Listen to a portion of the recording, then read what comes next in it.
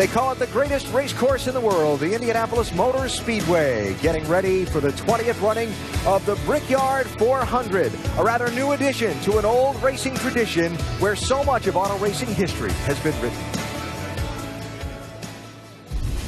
In sports, we love to throw around the phrase making history.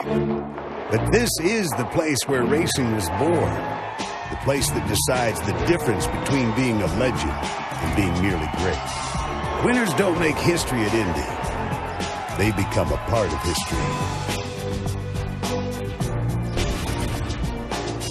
And 43 drivers with a chance to become a part of that history today as you see the cars beginning to roll from the grid and begin the parade and pace laps. Tony Stewart, part of the history here. What a great track record of accomplishment at the Brickyard for Stewart. The two-time winner has one of the best average finishes ever. He's completed every lap he's ever tried to run a NASCAR competition. And he's our ESPN in-race reporter starting from the inside of row 3.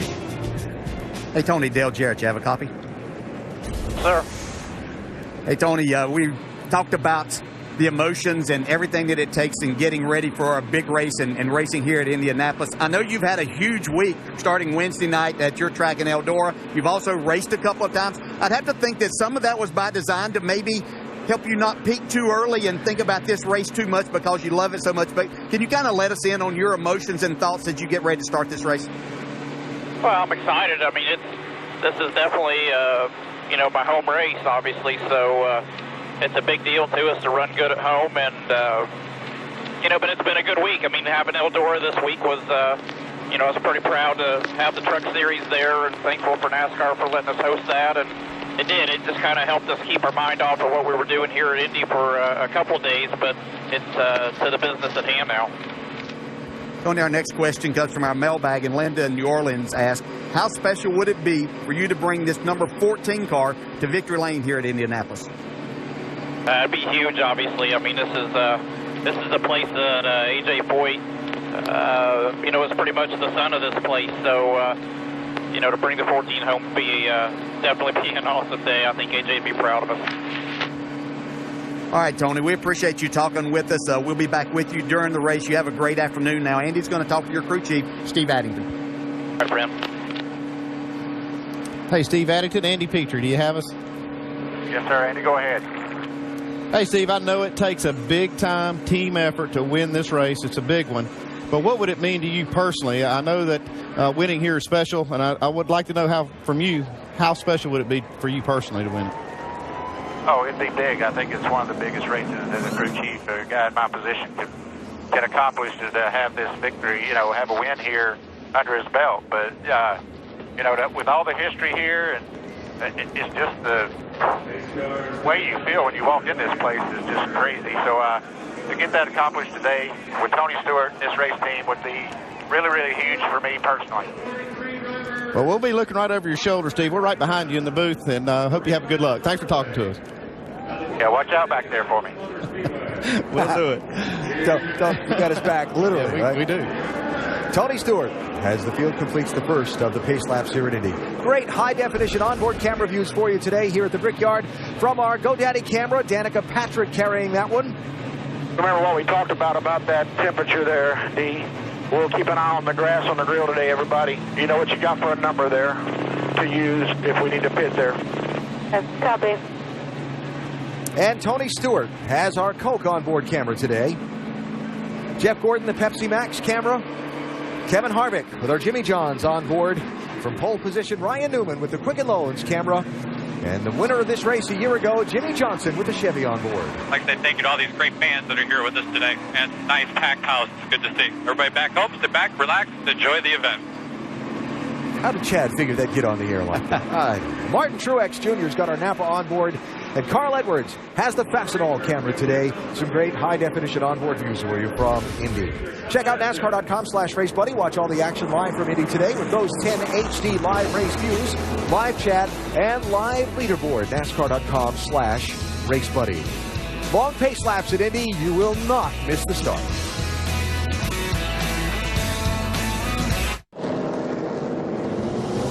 One lap before the start of the Brickyard 400 at the Indianapolis Motor Speedway. The 2013 Chevy Camaro ZL1 pace car out in front of the field. Sports Center anchor and Indiana native Sage Steele with the honor behind the wheel. Jimmy Johnson warned her this was going to happen.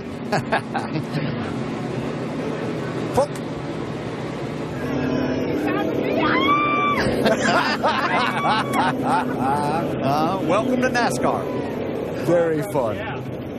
Page will be pulling in this time and turning the field loose before the green flag. Stories from pit road, beginning with Doc. Thank you very much, Alan. You know, with 4 victories here at the famed Indianapolis Motor Speedway, Jimmy Johnson's name stands alongside some of the all-time great legends like Foyt, Unser, Mears, and, of course, his mentor, Jeff Gordon. But with a win today, he could join Formula One legend Michael Schumacher as the only other driver to win here 5 times. Simply amazing. Here's Dave Burns. Neither Carl Edwards nor his crew chief Jimmy Fennig have won at the Indianapolis Motor Speedway. Separately, they've both been close, but together they are expected to fill an empty spot on the Roush Fenway Trophy case with a few bricks. Vince Welch? For Danica Patrick, racing at Indianapolis is nothing new. She ran the Indy 500 7 times. But for the Brickyard 400, this is her first go, and her goals and expectations are much different. Stay out of trouble and finish the race. The team says a top 25 would suffice. Alan? 400 miles to a treasured trophy. Remember, there's often trouble in the early laps, quite frequently in turn 2. Pace car heads in. Ryan Newman, the Indiana native, on pole position, bringing the field down for the start at Indianapolis.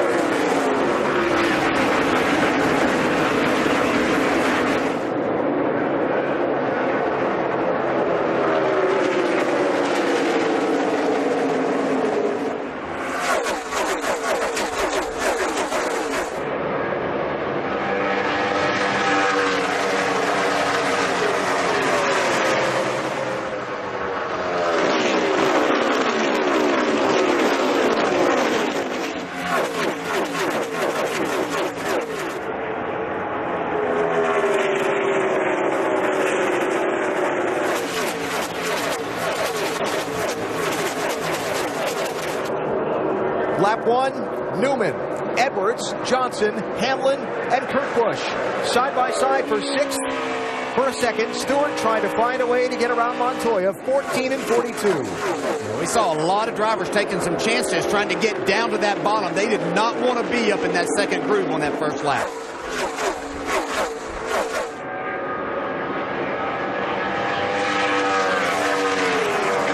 Definitely one to keep an eye on today. That's 78, Kurt Busch. Here's Jimmy Johnson for second, around Carl Edwards. Yeah, we saw Johnson on the start. He didn't get started off well. He thought that he could slip into second, but he wasn't even going to contest Carl Edwards for that second spot early on just so he could get to the bottom. Right, you just want to take a chance early in the race. Looks like Johnson does have a better car, and he may even be faster than Ryan Newman, but he didn't want to take a chance in those early laps of dinging it up. Weather conditions, this racetrack being so sensitive to track temperature change, how much are these drivers just feeling things out tentatively in these opening laps? Yeah, I think definitely, because this is a very cool day, maybe the coolest that we've ever seen here at the start of one of these Brickyard 400s. And but they also, Ryan Newman pointed this out early on in an interview, that even though the temperature is not there, you still have the sun beating down, and it's going to make this racetrack slick. So they're filling it out to see exactly what grip they have right now. I'll tell you one thing, the motors are making good power. These cars are running really fast. 49 flat the first lap, time lap for Ryan Newman. Trying to make up some ground, Martin Truex in the 56. Terrible qualifying run yesterday. Started way back in the pack. 38th place. Passing Danica Patrick there for 31st. Yeah, and this is a driver that's going to need to pass as many cars as he can. We've talked about how tough it is to pass here, but they're going to have to do that, possibly even a little strategy on their part to try to work themselves into a position for a good finish here today.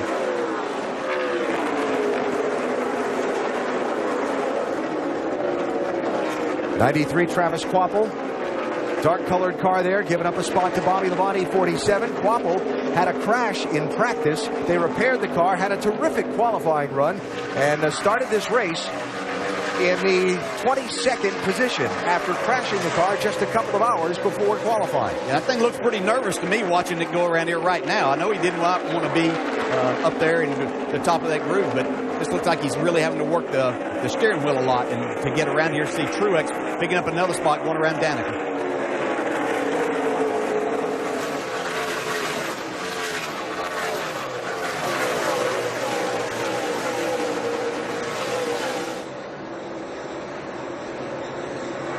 Newman, Johnson, Edwards, and Kurt Busch.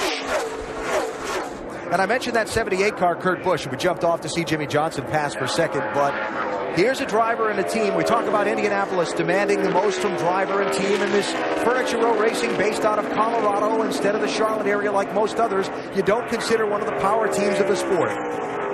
But better keep an eye on this driver and team today. This driver will give this team an opportunity to win today. And, Andy, what you talked about in the opening is his crew up to the task of keeping him in position to win. Well, that's going to be the question. I think Todd Barrier is one of the most creative crew chiefs in the garage area, and I think that he has engineered a really fast car, but they haven't executed on pit road and in these races enough to get to the end where they have a chance to win. So Kurt running in 4th position right now. And 3.5 seconds behind the leader. There's Denny Hamlin in 5th and Tony Stewart in 6th. Pretty tight here so far in the center. Turns in good. The exit's okay once I get it rotated. Tight for folks that aren't regular auto racing viewers means the front end of the car doesn't grip as much as the back end does. And probably part of that at least has to do with being in traffic, not getting all the air to the front end. Yeah, and you can see from that shot, he had a lot of wheel input, a lot of turn. And then when he came off the corner, it got just a little bit free. And that can really make a bad situation worse because you've got a car that's tight and then it's sliding the rear tires off the corner. Right there, he got right to the tail of that 11 car. He lost the nose and really had to fight that car to keep it out of the wall.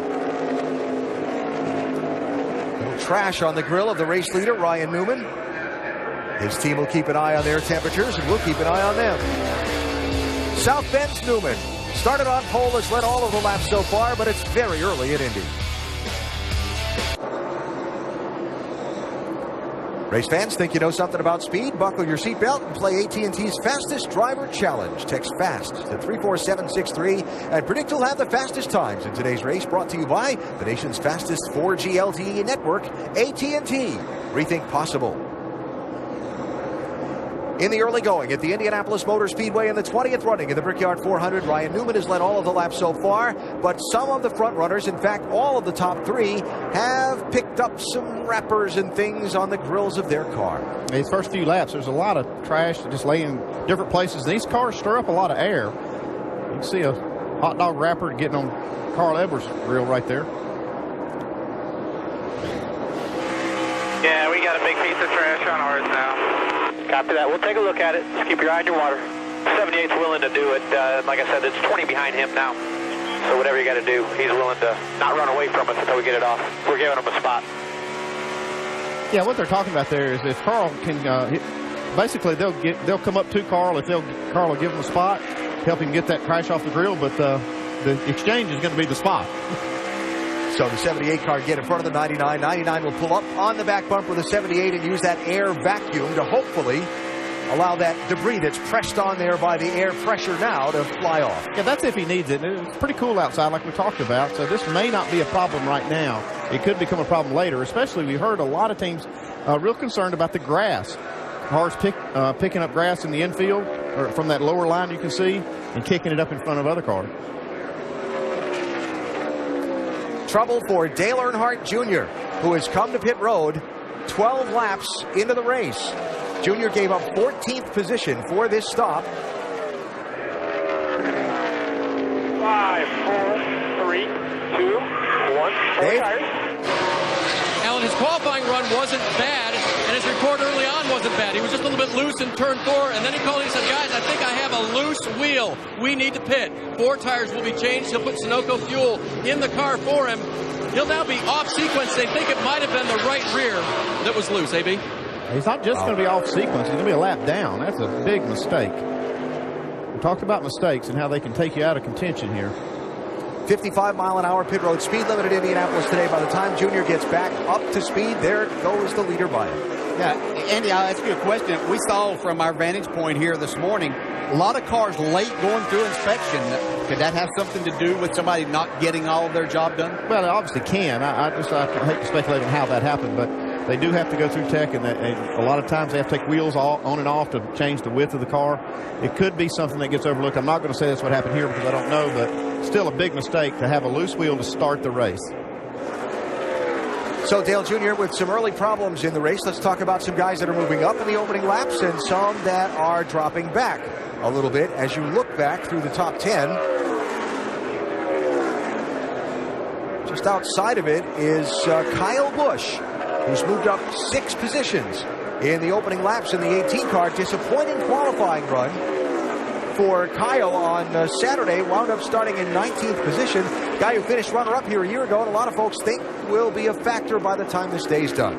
Yeah, I almost guarantee that he will. What I saw yesterday, he absolutely dominated the Nationwide Series race. Yeah, he was telling me that his car was just so tight, just wouldn't do anything in qualifying that he wanted it to do. He was obviously very disappointed, but felt like in race trim that this car was very good. And with this car, this Gen 6 car, he felt like that you were going to be able to make passes better than what we have seen here in the past.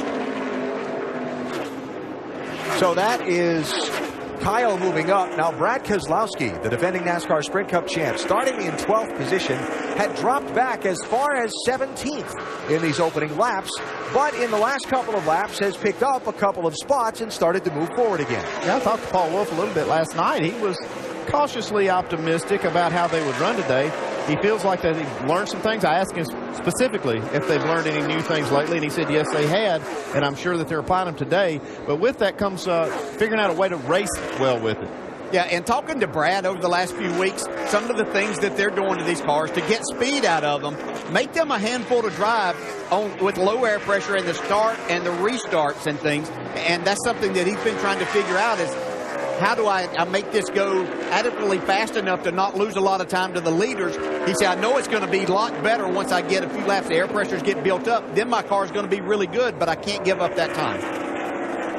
So there's Keselowski running in 14th position. Scoot back ahead a little bit. Denny Hamlin there, foreground, has lost a few spots in the last few laps. Hamlin was running as high as 6th position, has now fallen back to 10th. Marcos Ambrose there trying to get that spot from him. How about Hamlin, Dave? Very loose right now, Alan. That is why Denny's been going backwards. They felt pretty confident about their race car. We talked to Denny in Countdown, but that car has been loose and tough to handle on this racetrack.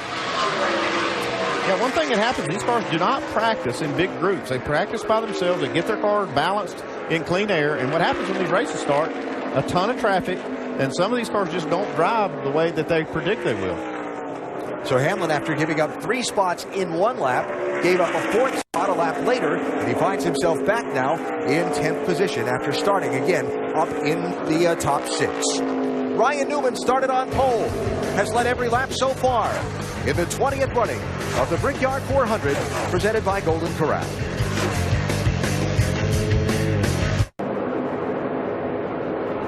The NASCAR Sprint Cup Series running the Brickyard 400. Telecast presented by Golden Corral. I invite you to check out NASCAR.com/RaceBuddy and watch all the coverage live today from Indy with 10 HD live race views, live chat, and live leaderboard. Ryan Newman still continuing to lead. Trevor Bayne in the Wood Brothers 21 providing the show here in the last lap or so. Wheeling it. I'll tell you what. Trevor Bayne is a wheel man. He's going to prove it to you right here. Okay. Just thought that was out of You thought that was good? No. He's going to get a chance. Yeah, watch this corner. Yeah. He hadn't let up yet. Check it out. Smoke in the right rear. That is cool. Haven't seen that since we had bi-sply tires back in the 80s. At 100. And he's still working on Mark Martin. Yeah. At 100 and whatever miles an hour. Had lost an inch. Yep. Trevor Bayne running 29th. Mark Martin back 28th in traffic.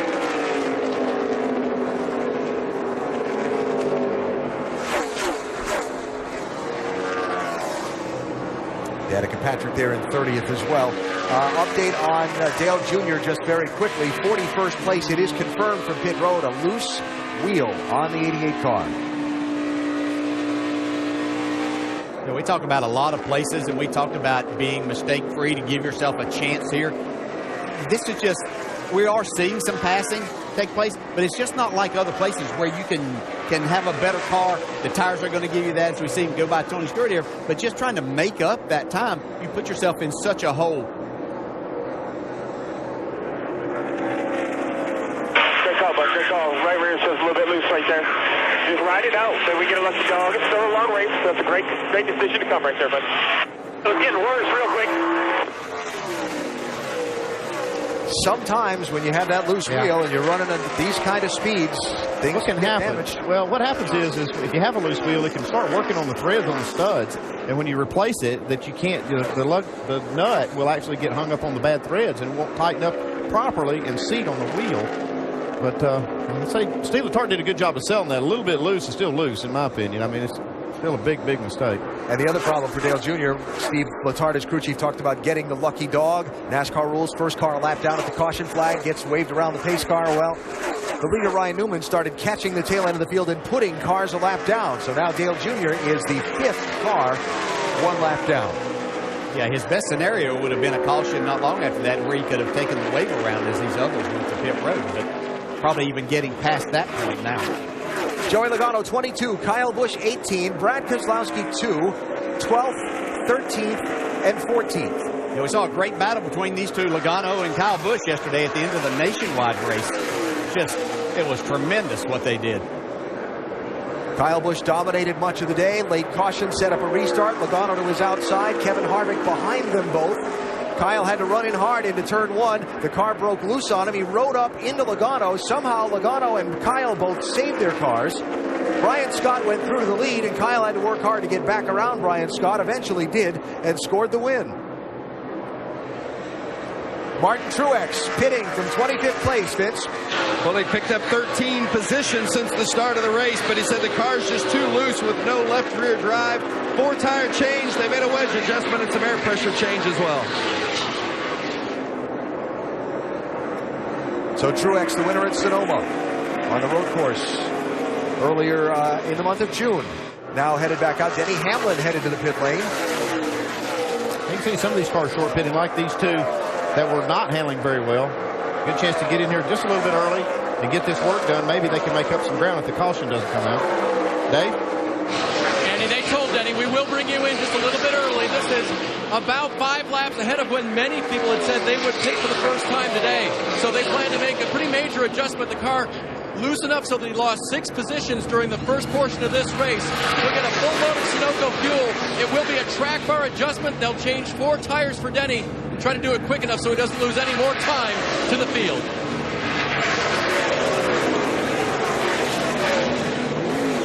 You try to help your driver out in a couple of respects there, in that you're trying to make this car better, trying to keep him from crashing and putting yourself in a big hole because the car is that loose. Things can happen there, and they're not too worried if the caution should come out. They know that everybody else will be on pit road. They can take that wave around, get back on the lead lap, put them behind, but it's a better scenario. Gonna have a whole pile of cars coming to the pit lane here under the green flag. Doc? Marcus Ambrose in on pit road. They will change right side tires. Actually do a 4-tire change, make a chassis adjustment. It's a little bit tight coming up off the corner. Got to get it full of Sunoco fuel. Left side tires going on. Ambrose hoping to have a good run at the Indy events. Kevin Harvick in the 29 just won't turn to the center and then way too loose off. 4-tire change and a chassis adjustment for Harvick. Jimmy Johnson pitting from 2nd place. Carl Edwards pitting from 3rd. Kurt Busch from 4th. Newman stays on the track and continues as the race leader. Doc? Aside from temperature going up with debris on the grill, Jimmy hasn't said a whole lot, but they wanted to make sure the car did not get aero loose in traffic. Right side tires are on, left side going on. Looks to be a great pit stop. Less than 12 seconds. He dropped it 12-8. Dave. Carl Edwards will take his full load of Sunoco fuel and 4 tires. They're not going to make any major adjustments, just a slight air pressure change. Carl called the handling average. He said he was a little bit free off of turn 1. Jamie. Casey Kane in his pit box, not saying a whole lot about his car yet. He's pretty happy with the balance. 4 tires here and Sunoco fuel. Danica Patrick saying the car has just been way too tight. Just doesn't feel like it's on the track, and then it's just tight, doesn't want to turn the corners. 4 tire change, air pressure adjustment as well, trying to get Danica a little bit more comfortable in that 10 car. More leaders coming in. Newman stays out another lap. Montoya, Stewart, Kenseth, all on the pit lane here. Here's Tony. Dave? Tony Stewart started in the 5th position. He's still running 5th, Alan. He said the car turns once I get it rotated. So you see the chassis adjustment being made there to help him turn a little bit sooner, perhaps, and get better control of that 14 car. Jamie. And Matt Kenseth in his pit box saying he's loose in and loose off, and it was getting worse, that he just couldn't get off the corners the way he wanted. They filled him up. 4 sticker tires for Matt Kenseth.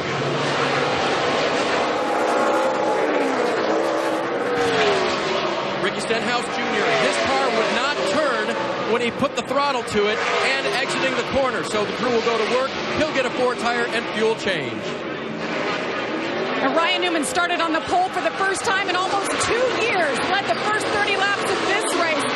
Saying the car is pretty good. He was a tick free and it was getting a little bit worse. They were happy to come in. You see the chassis adjustment track bar there. It'll be 4 tires. They filled him up. They wiped the grill. As they continue to work, the 24, Jeff Gordon is in. He says he felt like he was on ice. He wanted to come in earlier. The car just going away. Needed some adjustments. Tight in the middle and loose off is what Jeff Gordon was complaining about. Doc? And yesterday's winner in the NASCAR Nationwide Series, Kyle Busch, on for his first pit stop.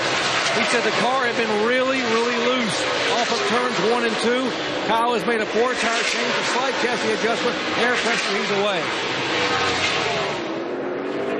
There's the 2011 winner, Paul Menard, on and off the pit lane. Joey Logano and Brad Keselowski are the top 2, along with Jamie McMurray. They've not pitted yet, all 3 heading onto the pit lane now. And in that mistake file, a pit road speeding penalty here at Indy, and having to do that pass through under the green, that'd be pretty big. Yeah, it's a big penalty. You'd have to come down this long pit road a second time. Dave? The Penske Parade leading down pit road right there. Here's the 2012 champion, Brad Keselowski. He was running in the 14th position. He sent him a little bit free on the gas, and the track is getting slick. There'll be a track bar adjustment, 4 tires and fuel for Brad Keselowski. And Joey Logano, thrilling finish yesterday in the Nationwide race, finished 3rd, saying the car is just a little bit loose. Hearing that a lot today. 14.8 seconds. It was a 4 tire stop again for Joey Logano. And there's your new leader on the exchange of pit stops. I was wondering if we'd see this because the times had fallen off. They were about 2.5 seconds off of what the fastest lap was, so they were giving up a lot of time to these new tires. Yeah, they were, and there's the 2 laps that he pitted early has made that time up on the racetrack for him. Got him the lead. Jimmy Johnson was 2.8 seconds behind Ryan Newman before the exchange of pit stops.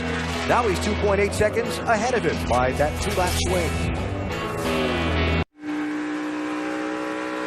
We're in Indianapolis now for the Sprint Cup Series race, but it is a busy weekend of racing. The finals for the NHRA Sonoma Nationals are tonight at 8 Eastern on ESPN2. Then next weekend, the NASCAR Nationwide Series gets to stand alone in Iowa, Saturday, 7:30 Eastern on ESPN. And 1 week from now, we are in Pocono, next Sunday, noon Eastern on ESPN. Jimmy Johnson won there just a few weeks ago, and guess what? Who's leading now? Jimmy Johnson out front at the Brickyard. He's the defending winner here and going for 5 Brickyard 400 titles. Inside the Quicken Loans ESPN pit studio, we've moved inside away from the Yard of Bricks. The word of the day so far has been loose, whether it's loose conditions in the car or a loose wheel, which is hit Dale Earnhardt Jr. on lap 13. Yeah, and there could be a lot of reasons for that. We don't know exactly what it is, but you know, one of the things that they have done to the Gen 6 cars, they've added a lot of rear end camber back in there. Now with spacers and things like that, it puts a lot of force on that right rear wheel. So I have seen things that were tight actually come loose with that much force on them. Right now, he's in 10th. It could certainly benefit from a caution if it came out right now. Every single car that came down pit road just a few minutes ago. Every single one of them complained, loose, loose, loose. It's like an ice skating rink out there. Yeah, but one thing you got to remember, Nicole, is that we've got a real cool racetrack right now compared to what these guys have practiced on. So you get cold temperatures. Sometimes it really changes the balance of the car.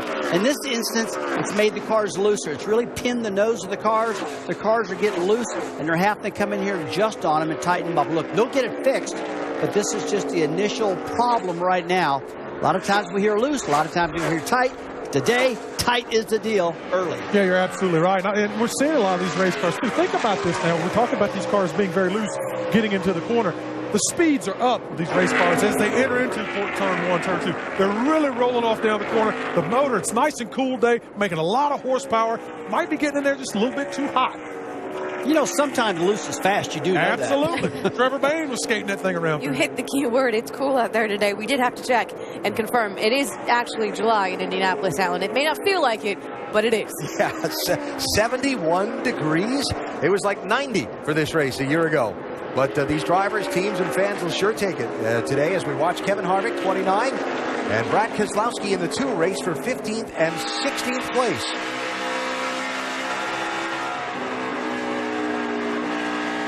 Watching this 2-car some as we watch out the back of Kevin Harvick's number 29 Chevrolet. But see if Keselowski was able to make some speed early on in this run and keep himself kind of attached to that instead of losing so much time. I think they made it better for him, even though he came in pretty much right behind his teammate Joey Logano, and he's lost a little bit of touch with him, probably about 20 car lengths behind him and 2 cars in between him.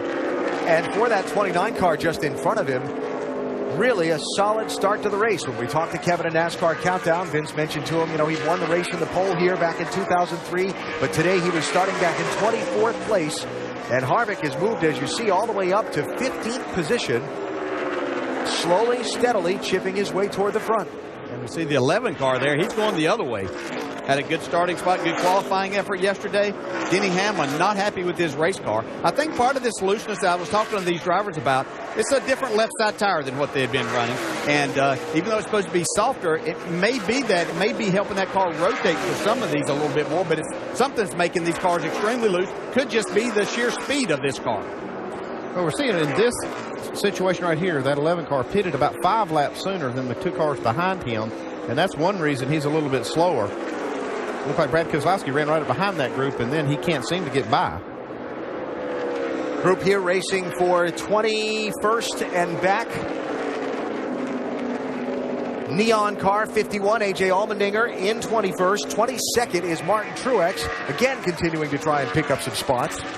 Yeah, Truex is one of those early in the pits, too, taking advantage of that opportunity, and he's moved forward. Teammate Clint Boyer, all of these MWR cars that we've seen to be so strong all year, really struggling here at Indy this weekend. And you saw pit in 14th, currently 25th. So since the green flag pit stop for Clint Boyer, things have gone a little sideways for the man who came in second in the NASCAR Sprint Cup Championship. Speaking of sideways, Greg Biffle was just off of that corner right there, struggling with his Ford today. Jimmy Johnson has never lost this race at Indianapolis when leading more than 1 lap. He's led 9 now, but Ryan Newman's right there.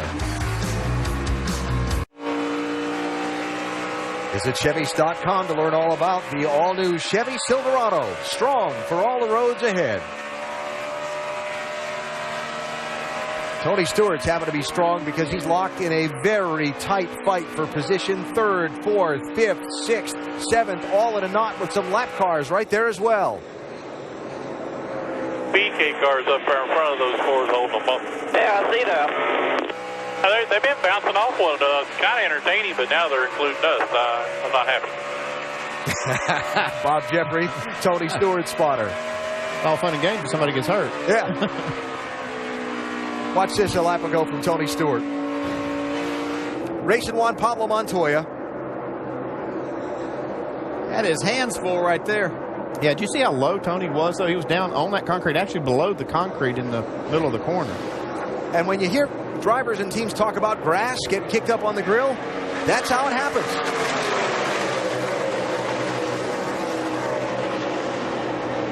Still this knot from 3rd place.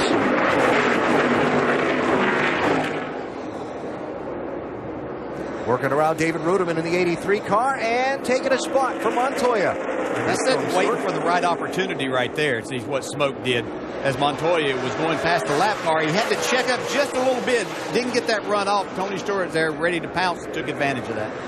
Carl Edwards, third place by Dave Blaney in the 7. By Travis Quapple in the 93. Both not on the lead lap. Carl looks like his car may be a little bit on the loose side, too. It took him a long time to dispose of those lap cars up there. He ran behind him and let all of these cars bunch up, and a lot of anxious moments for these drivers. And we talked about how difficult the competition is here and how demanding the track is as those two lap cars go side by side. When you have that guy in front of you have to hesitate for just a second, you've got to pounce. You've got to be aggressive, right? Yeah, you got to be ready. It is so difficult to pass here. We're seeing a lot of it taking place here today, but you have to be ready. Whenever he has to get out of the throttle just that split second, you have to be ready to take advantage of that. Real tight off now behind these guys. Yeah, it's like real tight, and if I get it turned, it's spinning out, man. This is crazy. I'm going to say it one more time, and I'm going to let it fly. But these drivers and teams do not get out in practice and race around each other anymore. I don't know why they're so surprised whenever their cars don't handle when they get in the race. And Jeff Gordon was there whenever we used to do it back in the 90s. And I'm not saying everything has to be the way we used to do it, but it makes sense to get your car out around other cars because you're going to be in that position more than you're going to be by yourself. Now, you saw Jeff wave Dale Jr. in the 88 by him. Dale Jr. did make a green flag pit stop while we were away in the commercial break, so he has gone back a lap down. Jr. in 32nd place, but has pressure tires, and these guys he's running around. Now for Jr., needs the race to stay green, have all these other leaders make a green flag pit stop, and then hope the caution comes out before he needs to stop again. Yeah, because he's not even really close to that free pass spot, so trying to get himself into that's going to be difficult. He's going to need a break just at the right time. You talk about how these cars are ill handling, and one thing that's happened, this new car has got a lot of rear camber. We heard Ray talk about it earlier. And what that does, it kind of locks down the rear wheels. But when the car is tight and you force it to turn, it can lose grip. Those rear tires give up grip real quickly once they do, and it can really make it a handful. You can see Jeff struggling with his car. And talking to these drivers before we got ready to cover the Cup season, a lot of the things that they're doing to make speed, and obviously speed's a big deal here at Indy, the things that they're doing that makes that speed, makes these cars not drive so good. And so they're a handful, and when you add that speed and well over 200 miles per hour entering these corners, it's a handful. While we've been watching all that good racing from third on back, haven't missed a thing up front. Jimmy Johnson and Ryan Newman basically running like they were when they came off pit lane after the stops a while ago. The second running of the Brickyard 400 featured a terrific duel between Rusty Wallace and Dale Earnhardt. And after a late exchange on a pit cycle, it was Earnhardt who ran out to the checkered flag. They didn't kiss the bricks then, but a somewhat younger crew chief by the name of Andy Petrie was part of that celebration. Great memory, huh? That was fun, I'll tell you. I'll tell you what, looking at that old shot of that 2-car following that 3-car, it just brings back a lot of memories, guys. I mean, this place can really rip your heart out. There's no doubt about that. Led that race all day long, and they got beat at the end by Earnhardt. And they had to wait a solid year to come back to try to do it again. And, Ray, this place will kill you. It really will. It was just a terrible day, but a good day finishing second. Rusty, you got held up on pit road, right? You came down pit road for a stop and had to hit the brakes for a second around a car. Well, that one, pit road problem, I've come down. That happened. You know, a guy pulled out in front of me, then a tire rolled out in front of me, and Earnhardt got in front of me, Alan, and then the aerodynamic push kicked in, and I just couldn't get around it. But you know what? He was just really, really good that day, and I'm not going to take anything at all away from Dale Earnhardt Sr. I got beat that day, man. I was going to say, I remembered it like we beat him out of the pit. I don't know how it happened. That didn't happen, Andy. So this race has run as long under green as it has since that day. That day they ran the first 132 laps without a caution flag. Well, today, second longest green flag stretch to start a race, and another round of pit stops beginning, Dave. Jeff Burton was running in the 17th position. He really didn't think his car was going to be that bad today, so they'll continue to try to work their way forward. He's got a wedge adjustment for a car that right now still won't turn in the corners. 4-tire change for Burton. Burton heading back out onto the racetrack as Jimmy Johnson and Ryan Newman continue to run about 0.6 of a second apart.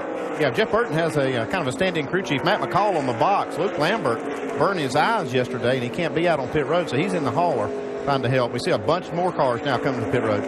Last time Johnson pitted before Newman. This time Newman pitting while Johnson stays on the track. Vince?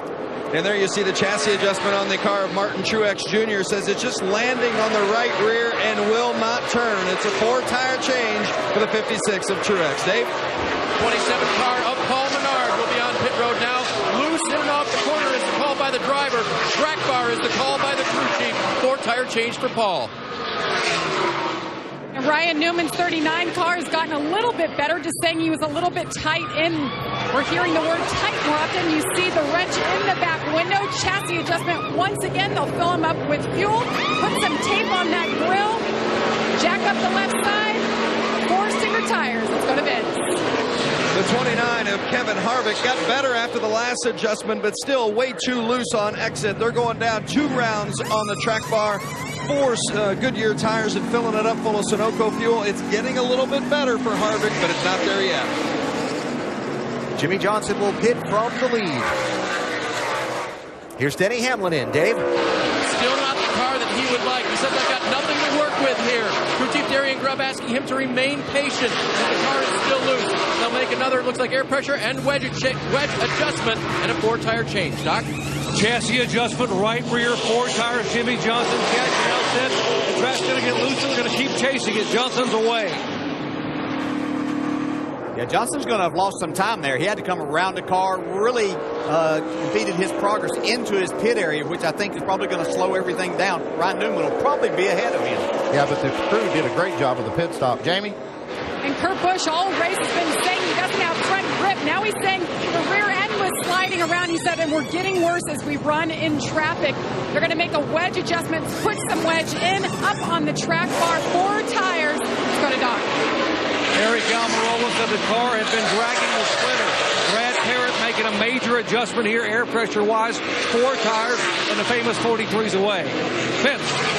For Danica Patrick, the car has just been way too loose. They're going down 1 round on the track bar, giving her 4 fresh tires and Sunoco fuel. Danica just in traffic, and the car just not handling comfortably. A lot of drivers facing that. Dave? Carl Edwards has maintained that 3rd place position. He'll get a track bar adjustment for a car that he describes as a little loose in and off, but it's only half a round. So a very small adjustment after just an air pressure adjustment on the first run. Jamie? Casey Kane started this race loose, then after that first pit stop, he said he got a little bit tight, so the handling went away a little bit more. 4 tires here, air pressure, they'll fill them up with fuel. Wipe the grill on the way out. Juan Pablo Montoya, the leader, not yet having pitted. Now he comes to the pit lane. And Jeff Gordon will take over the race lead on this exchange. Doc? Here's Montoya. You remember they tested here back in early July. They thought they would have a really good car here. Chassis adjustment, half a round up, right side track bar. 4 tires, being very deliberate. Don't want to make any mistakes. They take mistakes on pit road, cost them to win. Dave. Tony Stewart on this run, just a little bit free off of the corner. He's already received a track bar adjustment. He got 4 fresh tires and a full load of Sunoco fuel, AB. Did you see that pit time on Stewart? Yeah. Stop. I did 11.8. What a stop. Came in behind Montoya, out in front of him. So Steve Addington will be very pleased with the work of his team there. He talked about it being a team effort. And Tony Stewart going to get around Juan Pablo Montoya on the pit lane. Jeff Gordon leads, Matt Kenseth second, Kyle Busch third, Joey Logano fourth, Brad Keselowski fifth. Those the 5 that have not pitted under this cycle. 32 cars slow on the front stretch. Timmy Hill off the pace. We'll see if he's able to make it back around and keep us under the green flag. From somebody that knows if you happen to be out of gas, it's a long way back around here. You might not make it. Yeah, I remember one of those, a certain 88 car. Yeah. Let's get your fuel pump pieces ready. Like it might Can you fire it back up or not? Working on it. But a fuel issue for this 32 car. So if you're Jeff Gordon, you're trying to dive. Yep, caution out. There you go. That makes that point. Caution's out. Caution's out. Huge huge break for Dale Earnhardt Jr. As for Junior, he was on the lead lap in 14th place when the yellow waved. That's going to get him back into the hunt for a good finish in this race. Yeah, definitely a big break for him. It was a bad break for a few other ones. Harvick, Burton, Ambrose had all pitted, lost the lap. They'll have to take a wave around when Jeff Gordon pits. It depends on how these cars stack up when they. So there's my next question to you is for Jeff Gordon, the leader. Is this a good break or a bad break? Well, it's going to cost him track position. He has to pit under caution. He'll line up behind basically all the lead lap cars that stay out here. So it wasn't necessarily a great move or a great break for him. He was behind most of those cars anyway. He wasn't running in front of them. So probably okay. Gives them time to work on this race car a little bit.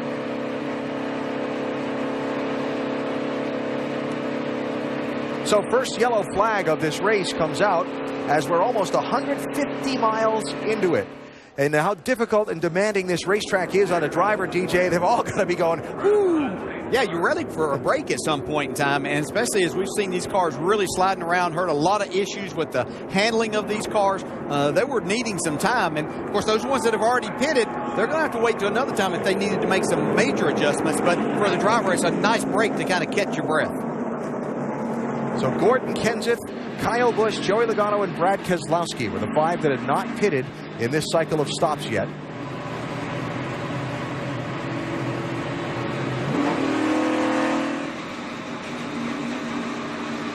And we have 14 cars on the lead lap at this point. It's going to be significant on who is in front and behind Jimmy Johnson, because he should be the car that stays out on the racetrack. He'll be inheriting the lead, and the cars in front of him will be able to get the wave around to come around the racetrack. If there's anybody trapped behind Jimmy, that'd be in trouble, not be able to get that lap back. Pit road wasn't open that time, by the way. Right. Will be next time. So first yellow out for Timmy Hill's car that has now come back around but was without power. You heard Frank Stoddard, the owner, and crew chief saying to Timmy on the radio if he could fire it up and cycle it around, and we'll see what happened to the 32. David Stremme had spent a little bit of time behind the wall in the 30 car. He is back on the racetrack 9 laps down. So while we wait for the pit road to be open and the cars to come around, take a minute to remind you that tonight on Sunday Night Baseball, a battle between 2 first-place teams, Carlos Beltran and the Cardinals, taking on Freddie Freeman and the Braves. And tomorrow night at 7, AL West rivals squaring off. Mike Trout and the Angels facing Adrian Beltre and the Rangers. Both games on ESPN and live on Watch ESPN.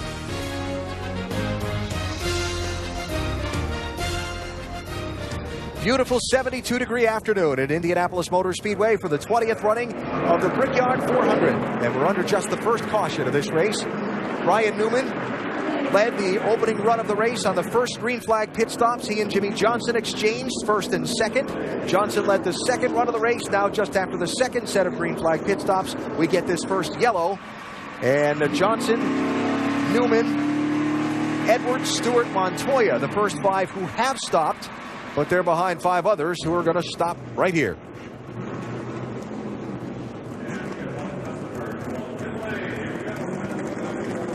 Marcos Ambrose, the free pass on this caution. He'll get back on the lead lap as well.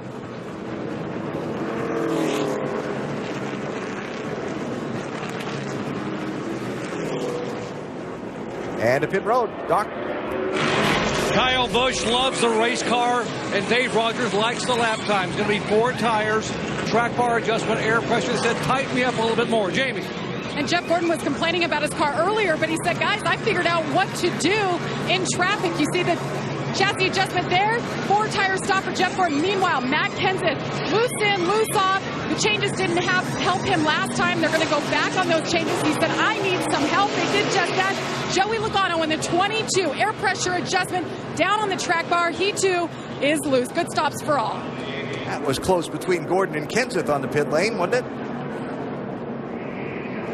See Kenseth gaining a spot there. Slow stop for Joey Logano. Now only 6 cars pitted there, so no great sense of urgency if you need to make some adjustments and take some time to work on it. Yeah, a little surprised Tony Stewart was back on pit road there, though. Must be a strategy involved. Came down and topped off the fuel. Remember, we saw him shutting it off and saving gas under that caution. So maybe Steve Addington thinks they're in a window. It's the brake dust. Hard-working crews at a very difficult and demanding Indianapolis Motor Speedway, a race that ran caution-free through its first 150 miles.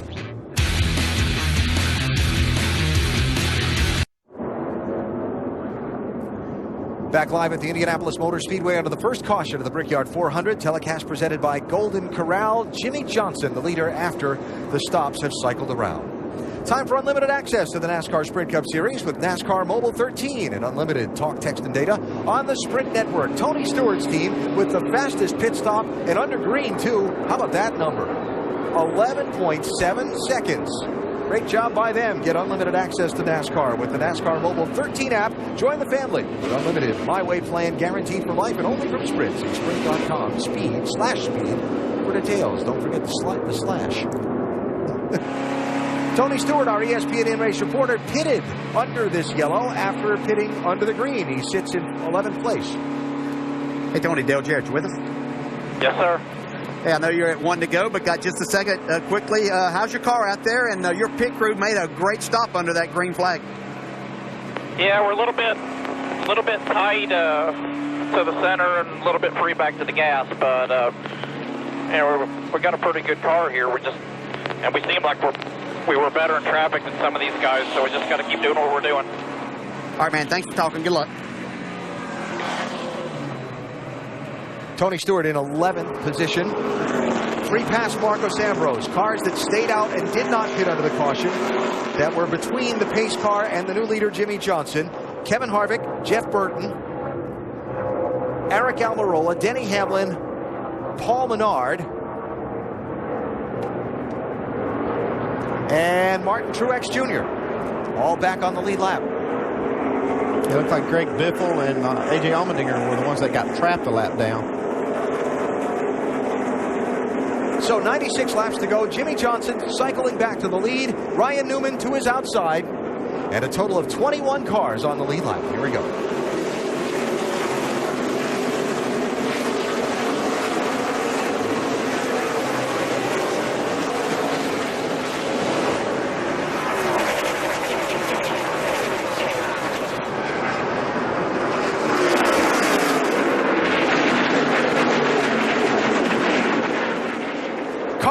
Looking on Johnson for the lead. Newman slipping back, 2nd to 4th. Well, Johnson drove it hard into turn 2 to try to keep Carl Edwards back there, made it work. I'll tell you, somebody else aggressive on that restart was Tony Stewart. Trying to steal some spots right off the bat. Matt Kenseth, yellow 20, on the move, trying to get a spot from Montoya. Kenseth the 5th.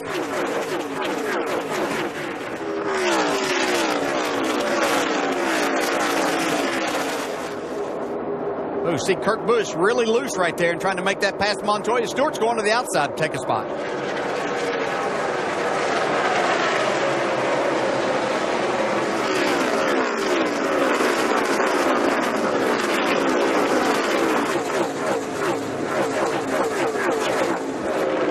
Andy, I'm sure Steve Addington really hated to put Tony behind some of those cars.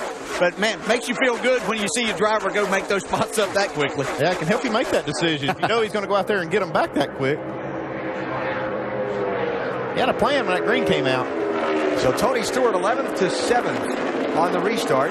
Talked about before the race, both the Countdown folks and you gentlemen, that you've got to be aggressive when you get one of these restarts. And boy, we saw some aggression there.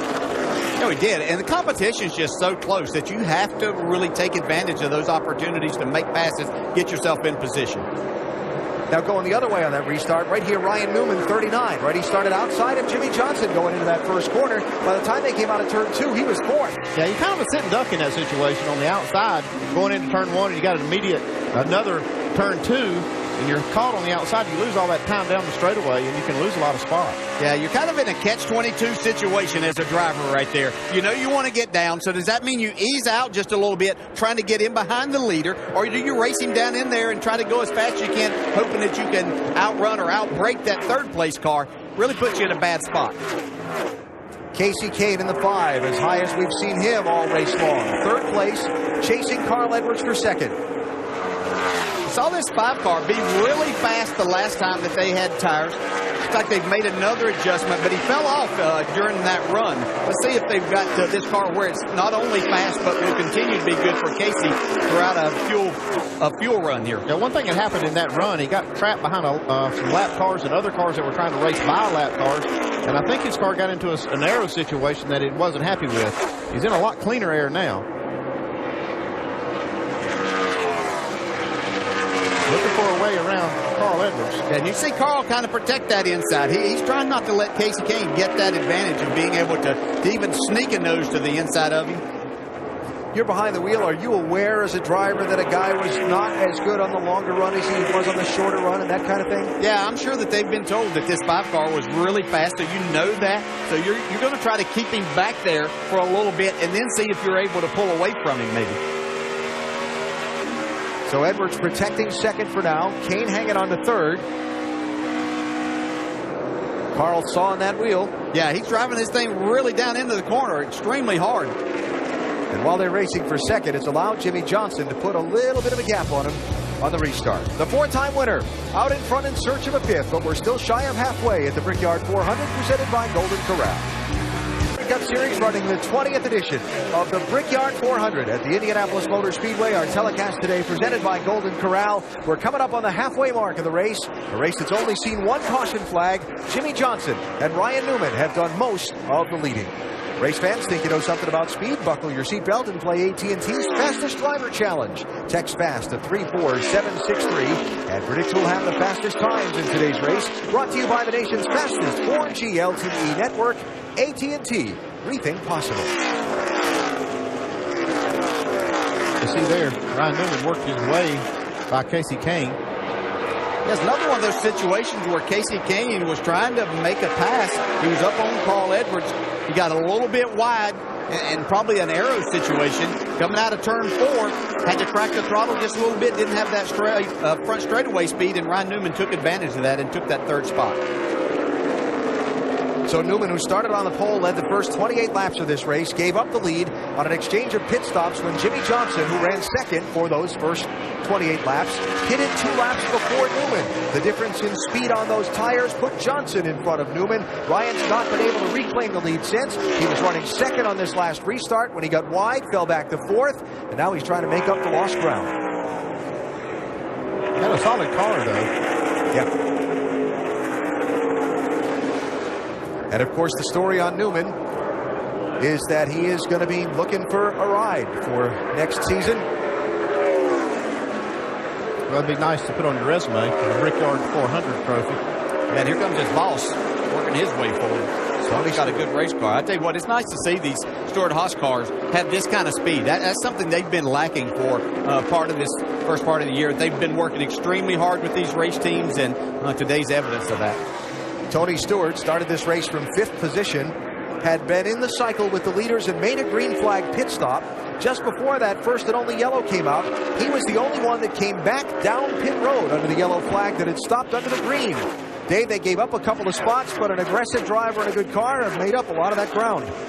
And Steve Addington, getting to know his driver, has made this car much, much better. He said, we were finding speed in the cars, but it wasn't in a way in which Tony liked to get there. It's all about setting the attitude of these cars when they're under compression in the corners. And the way they were getting that was not comfortable to this driver. Steve said once we got it to where Tony was comfortable getting the car to the right attitude, he said that's when we really started landing on things, and that's one of the reasons why he's so good here today. Hey, get that car getting a good attitude, the driver will get a good one too, and that makes a big difference. Yeah, I was going to say, I've seen those be connected before.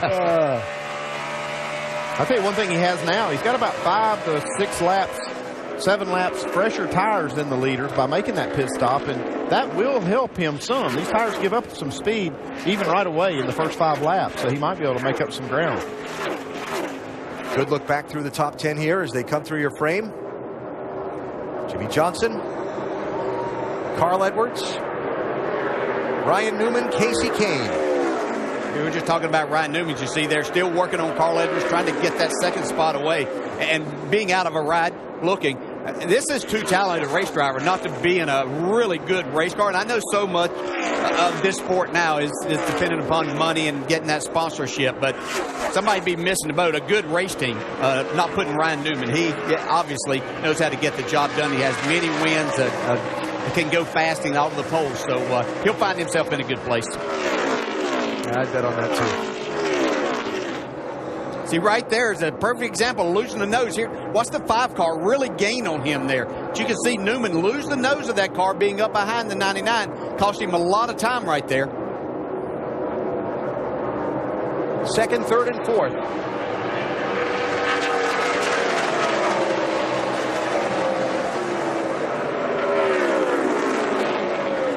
Problem for them is the guy in first. Jimmy Johnson started on the outside of the front row, has led the most laps in this race, trying to score an unprecedented 5th win in the Brickyard 400.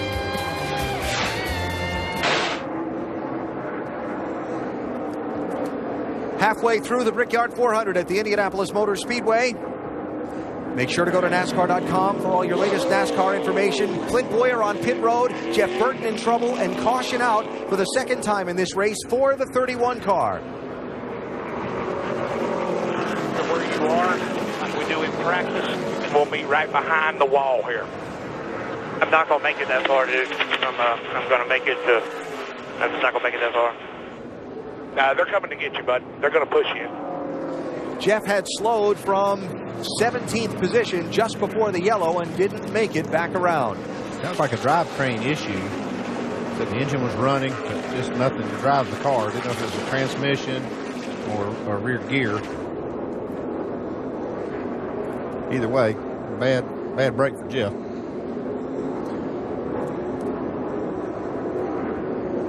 Got an update there, Dave? Yeah, Jeff Burton radioed in. He said, guys, the rear gear is broken for sure. Rear gear is gone, and that should be... They'll probably make the change, but it's a lengthy change. Very difficult on the 31 car.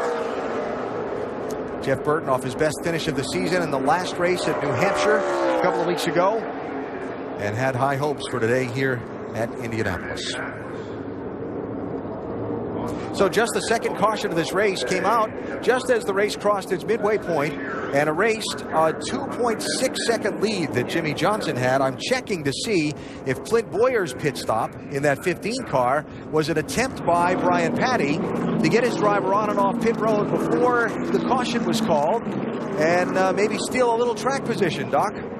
Exactly. Brian Prouty known for trying to run some unusual strategies on pit road, but also Clint Boyer's car just not good at all. The car's just been sideways loose, wrecking loose. He said, come in, we're just going to throw the kitchen sink at it so you can figure what kind of adjustments they made. But trying to get him on and off pit road, trying to get him up where he can get some cleaner air and a better race car on this stop.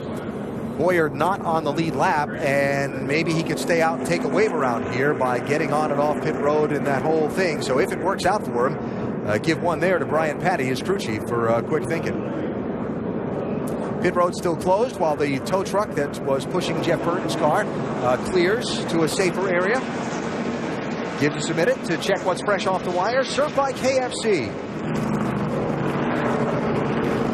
Stories on the day today. Ryan Newman been a factor all race long. Currently running third.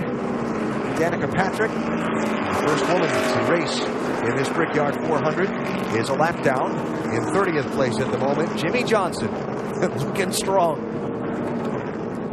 He'd given up some of that lead. He'd gotten about a 3.5 second lead, and just before the yellow came out, it had shrunk down to about 2.5 seconds. So I don't know what was going on during that run. I think I do. What was it? Just being cautious, saving, not putting any more pressure on. He jumped out to a good lead there, and I think he's got a great race car. This guy is just so good, so intelligent behind the wheel, understanding the situation. Yeah, he was up here in the booth with us yesterday during the nationwide race, and he observed Kyle Busch have a dominant car just like he does, and the way he managed that lead, never pushing the car once he got about a couple of seconds out on the leader, on the guys running second. Maybe you learned something up here. It wasn't from us, but watching you say it. Yeah. Pit stops coming up in the Crown Royal Presents the Samuel Deeds 400 at the Brickyard. the sponsor of the race and the racetrack, honoring a U.S. Marine injured and sacrificing himself in the line of duty, and he has certainly been defeated here this weekend in an appropriate way, and very well deserved. Samuel Leeds from Kentucky, and great to have him here at the racetrack. Yeah, certainly. As we look at this, as they get ready to make these pit stops, for some of these cars, it'll be the first time under caution maybe that they can come in and make an adjustment. That's something that can hopefully get them closer to this 48 car. 20 cars on the lead lap, seeing some strategy there. Logano, Gordon, Earnhardt Jr. not pitting. It's going to keep Boyer from getting that wave around, I believe. Doc? Track temperature coming down, wind picking up, and track is freeing up. So Jimmy Johnson says, give me more of the same of what you gave me before. It'll be right side tires. He will come around and make a left. No, right side only for Jimmy Johnson. Okay. Right side tires for Carl Edwards as well. He said, do not lock him up. That's how you save those left sides. Jamie? Casey Kane saying he's a bit looser off this time around, but a lot better behind other cars and in traffic. Track bar adjustment up a half round. 4 tires and they fill him up. And there's your race off pit road, Alan. And Andy seeing that 39 just leaving with 4 tires. You talked about if you're the crew chief that makes that call, that's a lot of track position they just gave up. Yes, it is. And I'm just looking at some of these strategies being played. There's a few cars stayed out as well. Yeah, that's going to cost 39 car. And Carl Edwards getting off the pit lane ahead of Jimmy Johnson. But again, some did not pit. Joey Logano and Brad Keselowski, the Penske cars, are going to be running 1 and 2.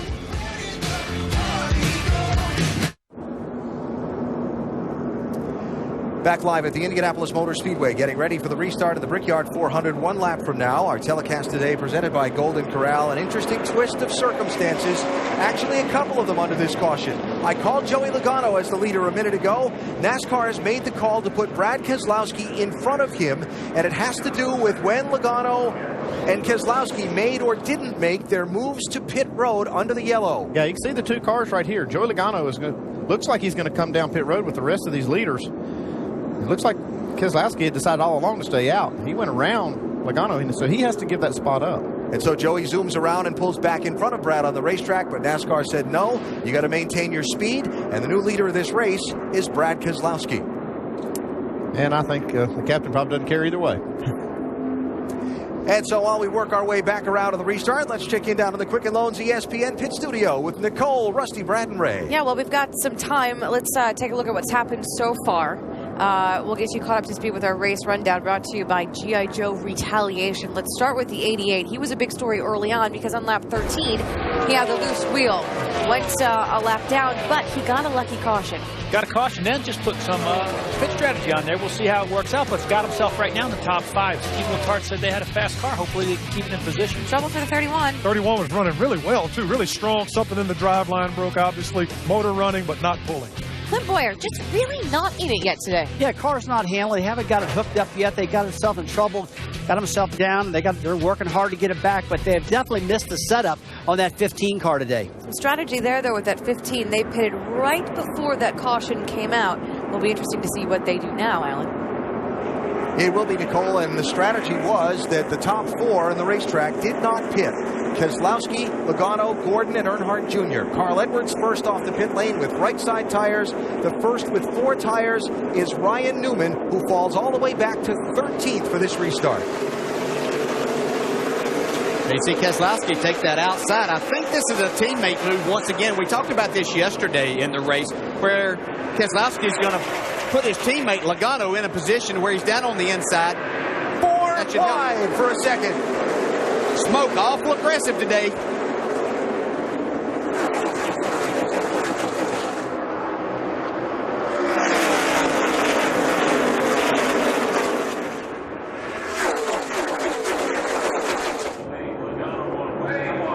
Look at that. Logano, Keselowski trade the lead. Junior 3rd, Jimmy Johnson up to 4th.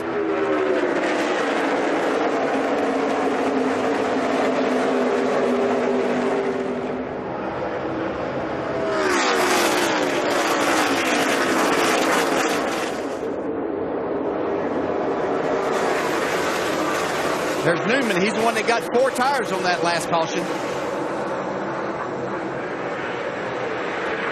And Tony Stewart on Jeff Gordon there for 5th. He was 9th on the restart. He was just passing for 5th spot. He knows how to get these spots quickly. I'm really impressed with his restarts today. Yeah, a lot of these drivers are getting a feel of their race car that they haven't had because they just put 2 tires on it now. What exactly is it going to do?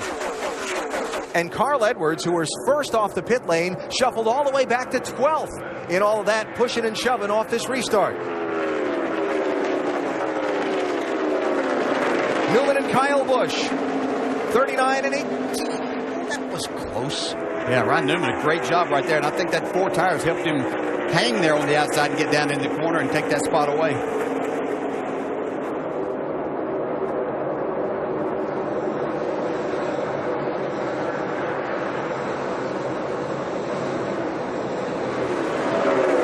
Paul Menard, 27. Jamie McMurray, 1. That is for a lead lap spot, 17th and 18th. Comes Harvick trying to take advantage of McMurray kind of being out of the groove right there for a minute.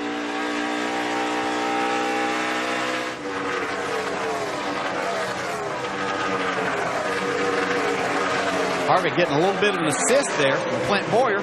He's the first car 1 lap down. Clint Boyer is in that 15. Yeah, not able to take the wave around, and the whole early call to pit road didn't quite unfold. Well, he didn't expect to see those cars stay out, so it didn't work out exactly the way he planned, but he is in the spot to get that lap back. Yeah, and this is in a spot that he hasn't even been in for the rest of the day because they've been struggling with the handling of that 15 car.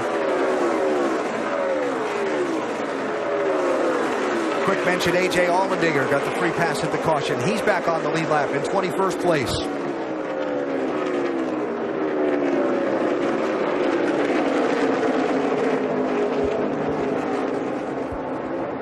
Newman around Montoya, 8th place. I like those 4 tires on this 39 car. That thing's extremely fast and has those tires. We'll see if they get a long run here. I believe that'll pay huge dividends to him.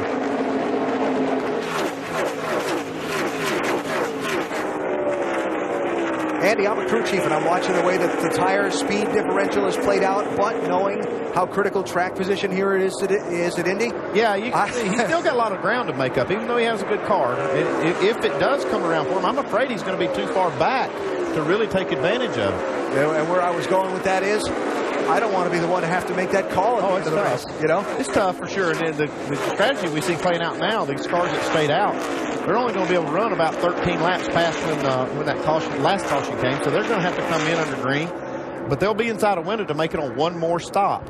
So they're running this race basically from the back. They want to make sure that they can make as few pit stops as possible. This might be able to steal these guys some track position, even though they will have to pit. There's Newman around Jeff Gordon. Again, one of the ones who did not pit and is on the older tires. Gordon shuffled back to 7th. Joey Logano is the race leader. Had to give it up to his teammate under the caution flag. He got it back, and he's out in front, but needs to pit soon.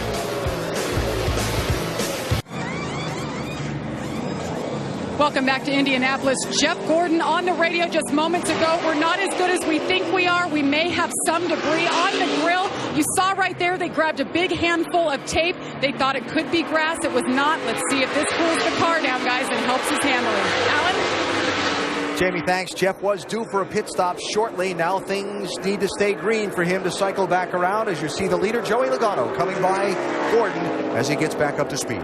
And he'll have to make one more pit stop, so that's not going to hurt him as far as that goes. He just needs to cycle back around. Behind Logano, the picture changing just a little bit. New second-place runner, also with some things on his grill. Jimmy Johnson has gotten by Brad Keselowski. See a little bit of debris, something red wrapper. So Jimmy to second, Keselowski back to third. And then when you look behind the two, the guy that lost all the track position by taking 4 tires instead of 2 on that last pit stop's made it all up. Ryan Newman. Oh, I like those 4 tires. It makes my fast car feel good. Ryan Newman's doing a great job with this. You can see he's coming up to Brad Keselowski there. I think this is going to open eyes to a lot of people. 13th to 4th since the restart for Newman. Casey Kane on the move there in this fight for position, picking up a spot from Kyle Busch and Kurt Busch.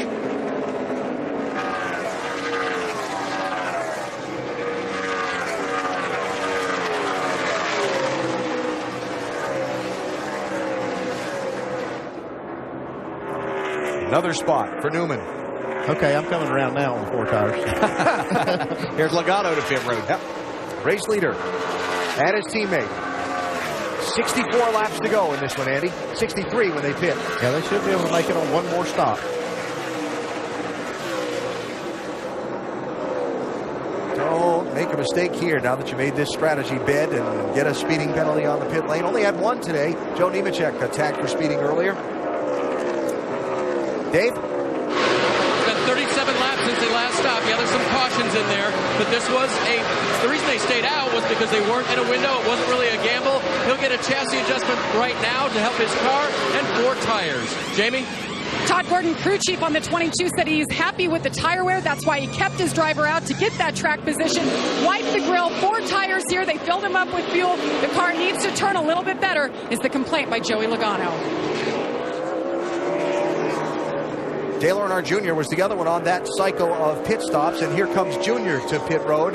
So things will come back around, set those guys in need of this race staying green for it all to work out for them. Give me a little loose. Wow. I think that has to do with those 2 tires. These left side tires are a softer compound, which means they'll probably wear just a little bit more. Dave? Last time Junior was on pit road, they took a long time to check the left rear studs on that car, make sure nothing was wrong. Remember, he had loose wheels early on. So they checked that. It's been fine this run. Of course, he had to pit for fuel. It was just a little bit snug for Junior. So Junior, who had pitted under green way back at lap 12 in this race, got a lap down, got a break when he had not yet pitted and a caution came out. Got him back on the lead lap. Now kind of in that same situation again. They've made their strategy here, and they need this thing to run green. I really like the strategy that you see the 2 car and 22 on. They're in front. They made their pit stop. They're in front of the leader now, Jimmy Johnson. If that caution would happen to come out right now, the situation would be the 2 and 22 stay out. Johnson and the rest of those leaders would come in because they're just inside that window, and they would actually cycle back to the lead. So this is a good move. You can see right there, Dale Jr. going to be among that group. All 4 of those cars able to stay out in front or come back out in front of Jimmy Johnson. Very important for that group. Yep, Jeff Gordon was able to pass Johnson on the fresher tires and drive away. And Ryan Newman, he just keeps chipping away. And I didn't like that move of getting 4 tires and losing all that track position in the beginning, but you did, Dale. Yeah, I really did. And just because a lot of what I know about the track and the other side of it was talking to a lot of these crew chiefs, they actually told me they didn't foresee putting 2 tires on their race car. I guess the situation changed that, but they were talking about as this track rubbered up more and more, it was going to be hard for them to get a handle on this track, and they were going to need 4 tires pretty much most of the time. Matt Borland with a great call for Ryan Newman there.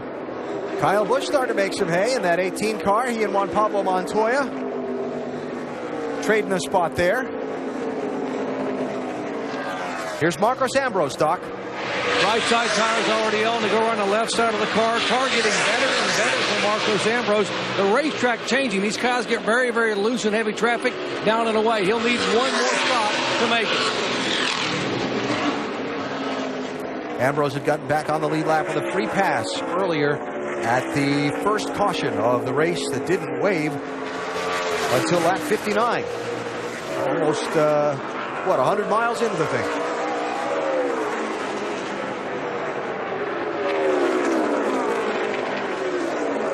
So a variety of pit stop schedules continuing to shuffle up the running order a little bit. We're not done with that yet, as we are at 250 miles of the Brickyard 400 at Indianapolis. ESPN's groundbreaking 9 for 9 series continues Tuesday with the untold story of Cheryl Swoops, dominant player on the basketball court, but off the court, Cheryl has had a life full of transitions that define labels. 9 for 9 Swoops, Tuesday at 8 on ESPN and live on Watch ESPN. 150 miles to go at the Indianapolis Motor Speedway in the 20th running of the Brickyard 400, presented by Golden Corral.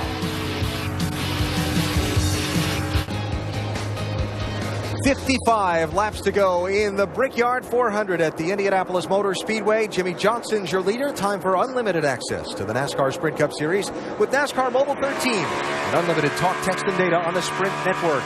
Jimmy Johnson leading the most laps in this race. You're not surprised by that, are you? No. I didn't think so. Get unlimited access to NASCAR with the NASCAR Mobile 13 app. Join the family with the unlimited My Way plan, guaranteed for life, and only from Sprint. See sprint.com/speed for details. Jimmy Johnson and Ryan Newman have been dominant today. Johnson has led almost double the number of laps Newman has. He's got a strong car. Brad Keselowski thinks so. Just have to wonder, Joe, if he ever feels bad about having a car that much better than everybody else every week. He's on 2 tires and you're undone. We're okay here.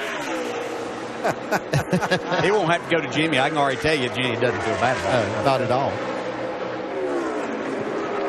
Keselowski back in 19th after just having made that green flag pit stop. Coming up on another round of green flag pit stops in not all that long for Johnson and Newman and some of the other front runners.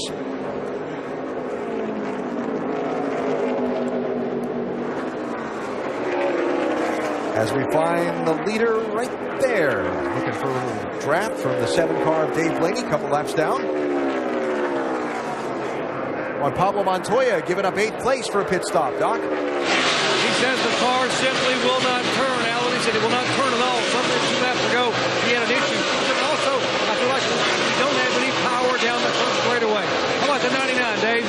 He gets a 12th place now, Doc. A track bar adjustment for a car that Carl says is free off the wall and then goes tight through the center of the corner. He says also it sounds like there's an exhaust crack or something. So hopefully that won't get any worse for the driver. Carl Edwards was the first off pit road of those cars that stopped under the caution a little while ago and dropped very quickly. Jimmy Johnson from the lead with 52 laps to go, Doc. And Jimmy Johnson actually did not like his car with 2 right side tires only. He said the car got tied in and loose off, although he was sailing by people. Jake and Elf very calmly said, we'll come in, put 4 tires on it, and we'll fix it up this time. Either way, Dave. Doc, Tony Stewart was running 3rd. He also had 2 right side tires only. You asked him what he needed. Crew chief did, and he said it's tight center, it's loose off, but not too alarmed, so that wasn't a bad run on right side tires for Tony. Kyle Busch, Martin Truex Jr. heading out of the pit lane. Truex, what a nice drive today in that 56 car. Yeah, coming from 38th, he's done a fantastic job getting himself in a position to get a good finish here today. How many laps does Matt Borland leave Ryan Newman out there now that Jimmy Johnson's pitted? I'd say not many. He's not only got that, he's got Logano, who's setting a pretty torrid pace too, with those tires that he had on, along with Gordon and Earnhardt Jr. So I don't think he can stay out there long, Andy. Now, I'm surprised that they haven't called him in already. Run on pit road here. Casey Kane, Matt Kenseth, Kurt Busch, Paul Menard, and more. Jamie? And Matt Kenseth in the 20 hasn't quite had the car they expected here all weekend long. They've been working on it, but loose has been the main issue for him. Tear up on the windshield, another chassis adjustment there, and a 4-tire stop. Meanwhile, Casey Kane pitted just ahead of him. Casey's car getting better, the team making the right adjustments today. He's comfortable with the car. And the 5 is down, and there goes the 20 and the 78, guys. On board Ryan Newman on the pit lane. The answer was not long. Yeah, he can't afford to give up what he had gained right there. He gained all that track position, got right back to Johnson, and he doesn't want to give him any opportunity to stretch it back out.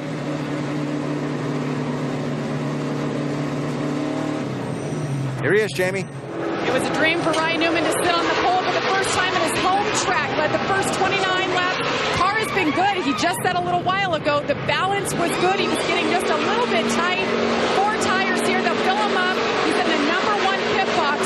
They've been good today, nodding, waiting on the fuel. They have to pack it full a little bit longer than they'd like, Doc.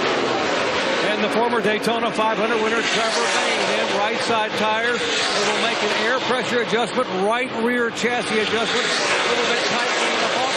Trevor having a good day, saying the car actually was much better in race trim than it was when he qualified. They cleaned the grill and he's away.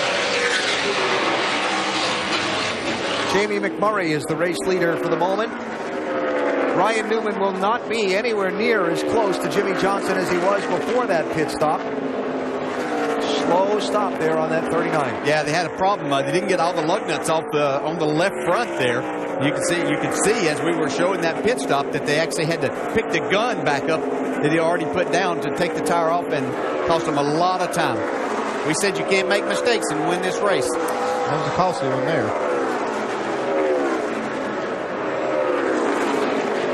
Joey Logano running in 4th. Dale Earnhardt Jr. 5th. Kevin Harvick, Kyle Busch exchanging a... That's in 16th. Kyle Busch advancing.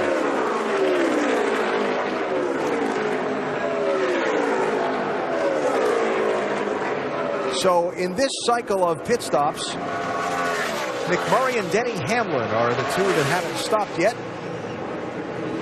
That's Ricky Stenhouse Jr.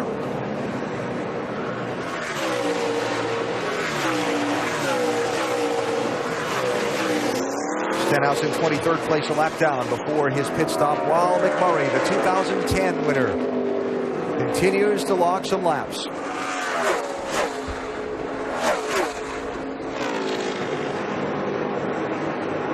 Should see him soon.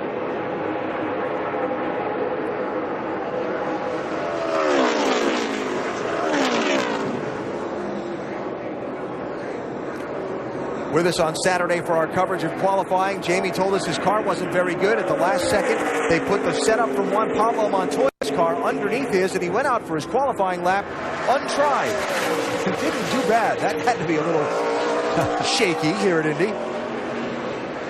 And you see some of the cars on fresher tires just off the pit lane going by the race leader McMurray. Once McMurray and Hamlin pit, the lead will go back to Johnson, followed by Logano, Earnhardt Jr., and then Ryan Newman.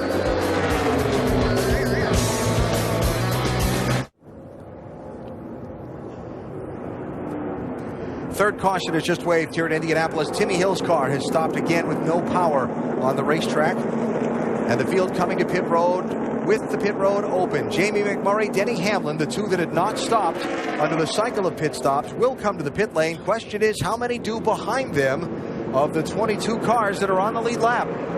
Just watching for Logano, maybe Keselowski, because they have the most laps on the tires. They're staying out. Now it looks like here comes Keselowski. Logano stayed out.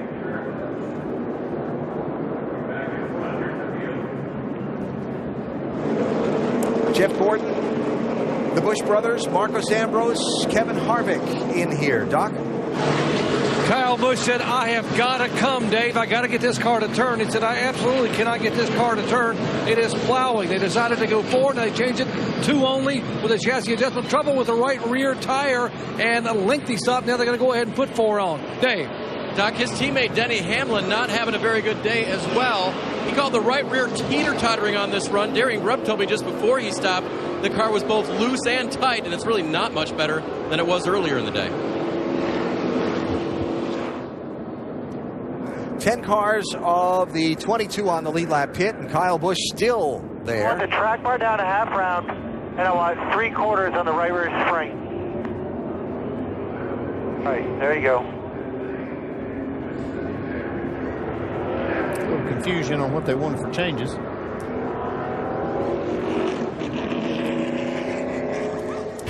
Well, they get a second to regroup. Kyle Busch was 14th before the stop. Probably going to be about 22nd for the restart. Mark Martin, free pass under the yellow.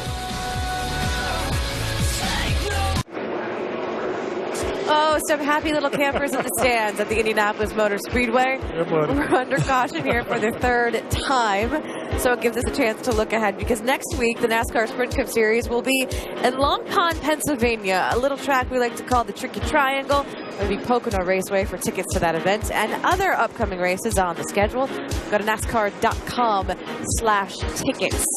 Inside the Quicken Loans ESPN pit studio, the word of the day earlier was loose. But if you take a look at the track now, it's definitely gotten a little bit darker, and that's affecting how these cars are handling. It really has, Nicole. This particular racetrack is very, very coarse, the surface is. It was diamond ground a long time ago. Remember, this is the track that drove Goodyear crazy with the tire debacle a long time ago. What happens in this race is the longer it goes, the track gets really, really black, starts taking a lot of rubber, really makes the cars handle a lot different. Yeah, they really do. And the left side tires, Rusty and Ray and Nicole, are a lot softer compound that Goodyear brought. And this track is just like a cheese grater. So it's going to take a lot of the guesswork out of it when you come down pit road.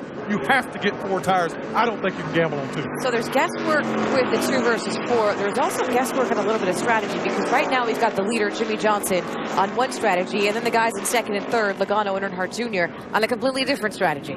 Yeah, and the strategy is nothing but the strategy hasn't affected that guy in the 39. That thing has been fast. It sat on the pole, new track record, sat on the pole here, and he continues to be faster than the 48. You know, it's been fun to watch. Restarts, and we get another one right about now. Alan? Yeah, and Nicole, Brad just said it, Tony Stewart. And again, he draws the inside lane. Last couple times, we've seen him very aggressive with 3 wide moves after he clears the start-finish line. Watch that car, third back on the inside. Jimmy Johnson choosing the outside.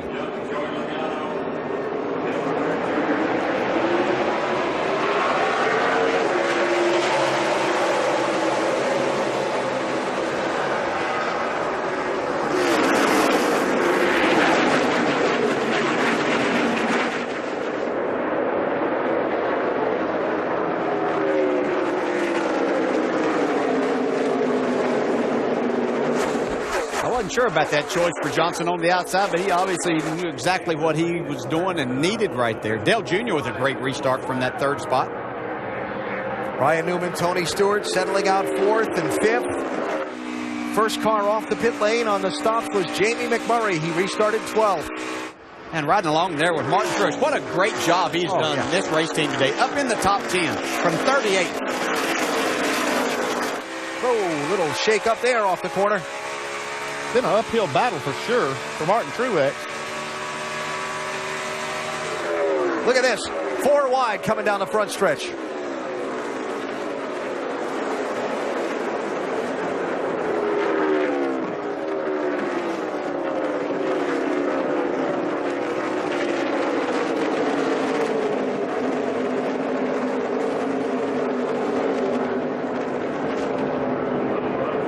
Keselowski was opted to give up some track position to get on pit road that last time, but it doesn't look like these restarts are his friend.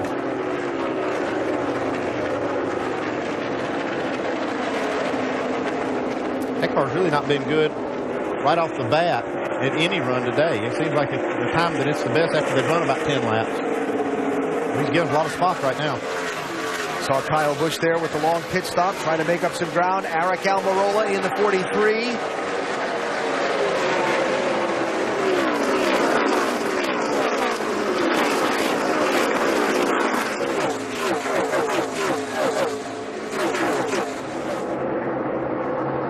Not exactly sure why you would have given up that track position to take 2 tires that last time. I would have thought if you're going to get there, get 4, and then on your green flag stop, you could get 2 tires and make up a lot of ground. How about it, Dave?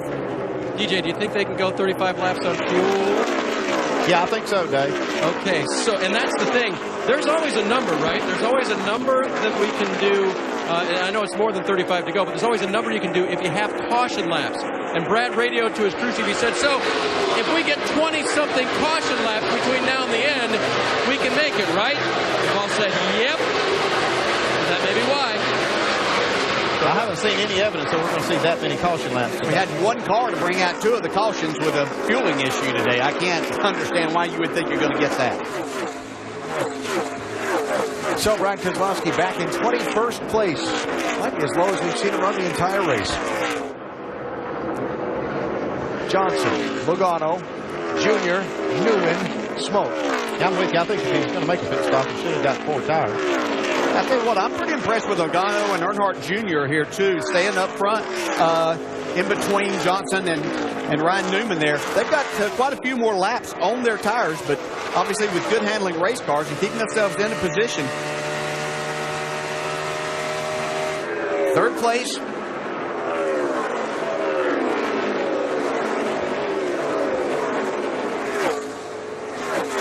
And a piece of paper as a passenger as he made the pass for Ryan Newman.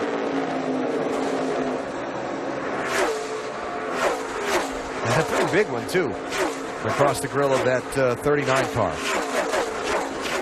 All right, so some interesting things to play out where laps to go on fuel to the finish are concerned, different pit stop schedules, and still the constant in this race, Jimmy Johnson and Ryan Newman appear to have the 2 best cars.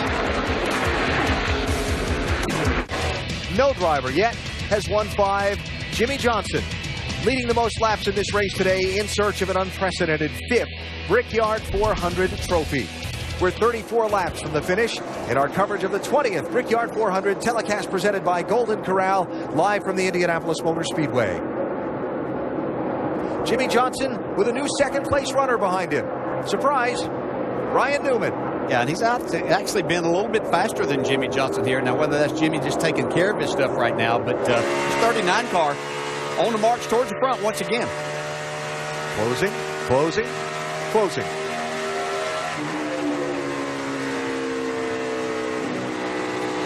Newman started on pole, led the opening 28 laps.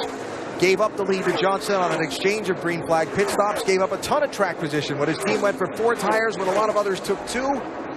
Charged right back. Now they run 1 and 2. Let's talk strategy. You see the varying numbers on when these leaders last pitted. We just got the story from Dave on Brad Keselowski's team, basically putting themselves in position to try and go the last 42 laps of the race without stopping again, but looking for some caution flags to help them. Johnson, Newman, and so on. My question to you, Andy, is with fresh tires meaning so much, will we see them come and get 4 tires at the end of their fuel and run it as far as they can, or will we see anybody split the run for the more speed the fresher tires sooner will bring? Yeah, that's a good question. You're going to see the 22 car on pit road first. He'll be there in about 5 laps or so. And I think that's going to force the hand a little bit of Jimmy Johnson and Ryan Newman to get down pit road and get tires as well, because if Logano has some time on those fresh tires, he can make some track position up, and possibly in the exchange of green flag stops, he can wind up with the lead. Yeah, Dale Jr., another one of those on that same strategy they'll be in with a fast race car also. Watching Joey Logano as we go up to speed with Nationwide Insurance to check on some of this strategy. And to pit road, and Jamie. Yes, Alan, and it's a little bit of a strategy call here. Before we went green again, the team talking to Joey Logano, and he peels off as we speak. They told him we wanted to run up in clean air as long as possible if we want to stay with the 48. They didn't feel like they have anything to beat the 48 straight up. As you see him off sequence, making his way all the way down pit road. The call here will be 4 tires. The car has been pretty good. Balance has been pretty good. Let's go to Dave as more cars come down pit road. Jr. making his ride onto pit road right now. The last time he pitted was lap 98. You saw in the graphic. He'll get a chassis adjustment and 4 tires. This being because the car is tight in turns 1 and 2 and loose in 3 and 4. Jamie? And Joey Logano pulled into his pit box as they continue to work on that 88 there, getting a pack full of fuel, doing the same thing here on the Penske machine. 15 wins here in the Indy 500. Roger Penske wants his first. This has been a good car today. Off sequence has worked, but a long stop for the 22. 18 seconds, Alan. Yeah, that may have just thrown the wrench into the whole business for Logano and his team. 18-second stop. So, Andy, how much pressure does Logano and Jr. making this move to pit road here put on Chad Knaus and Matt Borland for Jimmy Johnson and Ryan Newman to pit sooner than later? Yeah, it can put a little bit of pressure on, but we've got some more cars making pit stops now. Vince? The 56 just been fighting loose, but what a day it's been. Started 38 all the way up into the top 10. If you can get a handle on it, they might make it into the top 5, Jamie. And Matt Kenseth in the 20, another chassis adjustment. They've been adjusting all day. Loose has been the issue. Right sides for Matt Kenseth. That's interesting. Yeah, not a bad call. That's what I was thinking about along the lines with the 2 car when he made his stop. If he would have gotten 4 tires, he could do that, or possibly even no tires and just enough fuel to go. I think Jimmy Johnson and Ryan Newman right now, having the 88 and the 22 a lap down right at this point, that they may stay out there for a little bit. It's not going to force them. Now, I think they can wait until maybe the 88 gets up there and unlaps himself. Yeah, that's the key thing. Logano's bad stop, I think, is what's going to force that decision. Doc, here's Montoya. Juan Pablo Montoya not at all happy with his race car, guys. He said the car simply will not turn in turns 1 and 2, so they decided to come in when their window open with 30 to go. 4 tires, air pressure change, and adjustment. Okay, again, the call to Carl Edwards was don't slide the tires. It is going to be a 2-tire stop. His car was a little bit free. He got a chassis adjustment for that as well. Edwards running as high as 3rd and 2nd earlier in the race, but had a terrible run just after a restart, got shuffled back in traffic, and hasn't made up a lot of that ground as the race has progressed.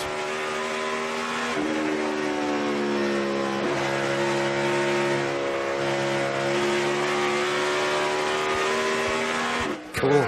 Yeah, you can see just how hard Carl Edwards has to work on that apron or that access road to try to get up to speed. Eric Almirola is in. Jimmy Johnson's team is up on the wall, Doc. Eric Almirola says he's got a very good race car, and why wouldn't he? Because Brad Parrott, a two-time winning Brickyard 400 crew chief, is dialing it in. They go right side tire zone. Final pit stop for Almirola. He's away, and they're waiting on Jimmy Johnson here on pit road, guys. Here comes Jimmy down for the final time of the day. What a dominating performance with Jimmy with the same car he used to lead 99 laps and win this race a year ago.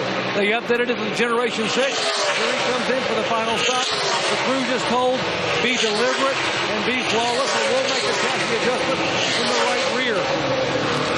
Right side tires going on. No, it's going to be a left rear chassis adjustment to help Jimmy. Left side tires, a little slower the left rear because of the adjustment there. Got the grill clean. Waiting. Got it full of fuel. 17-second stop for Jimmy Johnson. Jamie. Casey Kane in the 5. They will opt to take 4 tires this time, pitted from the top 4 position. Car has been pretty decent, just loose from start of the race to now. Alan? Opportunity for Ryan Newman's team here. After the slow stop from Johnson's, Newman pits from the lead. What'll be 26 laps to go when he crosses the start-finish line. He's in the first pit box all the way down to the end of pit road after winning the pole. Don't get a speeding penalty here. Fuel. Is that the call for Matt Borland? 2 tires? What it sounded like.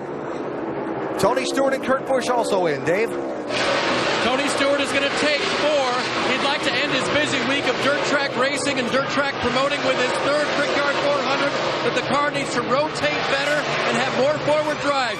Chassis adjustment. Jamie. And you guys are right, that was the call on the 39. It was a quick stop. It was clean. They made a track bar adjustment to help the tight condition, right sides, and they filled it up to make it home, guys. Fascinating. I tell you what, we've seen Matt Borland and Ryan Newman in years past when they were at Penske do this a lot and win races.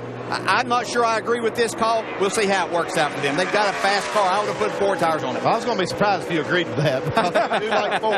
And in this particular case, I think 4 would have been better for him. I think Jimmy Johnson's team made a good move there because it's going to set them up for later in this run if we have some cautions to have better tires. Not today. Greg Biffle was hoping to have, Vince. No, they have had a struggle on their hands all day long. In fact, all weekend long. Chassis adjustment there. He said it's just still loose in and loose off, and that's what they've been fighting all weekend long. This is a brand new car, brand new package, but they just haven't been able to get a handle on it. 4 tires. So Jeff Gordon is the race leader, followed by Denny Hamlin. Then Kevin Harvick, Kyle Busch, Paul Menard, Clint Boyer, Brad Keselowski. And then you get Mark Martin, A.J. Allmendinger, and then Ryan Newman and Jimmy Johnson. Right now, Newman and Johnson are separated by 7 seconds to Newman's advantage. Well, Jimmy Johnson had a terrible stop there. Yep. I think the call was good, but to get 4, that 17-plus pit stop, 17-second plus. Yeah, about 4.5 seconds more than they were hoping it was going to take at the very least. There it is. Newman across the yard of bricks, and there's Johnson still way back there.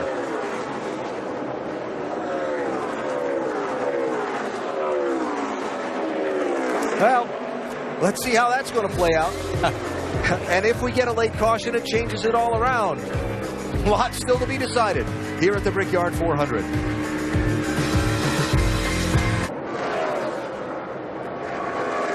Miles to go in the Brickyard 400, and Jeff Gordon gives up the race lead for a pit stop. Denny Hamlin goes out in front. And Gordon to the attention of his crew. Jamie? And Jeff Gordon has had all kinds of different conditions today. Loose, tight, and then reversing that. They've been working on the car. Watch for right sides only here. They hinted to me that would be the call when they bring him down pit road. And that is the call. Almost got the fuelman stuck there. 6.6. They got enough to the end. And this variety of pit stop strategies continuing to play out. Here's the race for the lead. Denny Hamlin 11, Kevin Harvick 29. Hamlin and Harvick last on pit road on the same lap Jeff Gordon was, lap 115. Not going to make it to the finish. They'll have to stop again, and probably soon.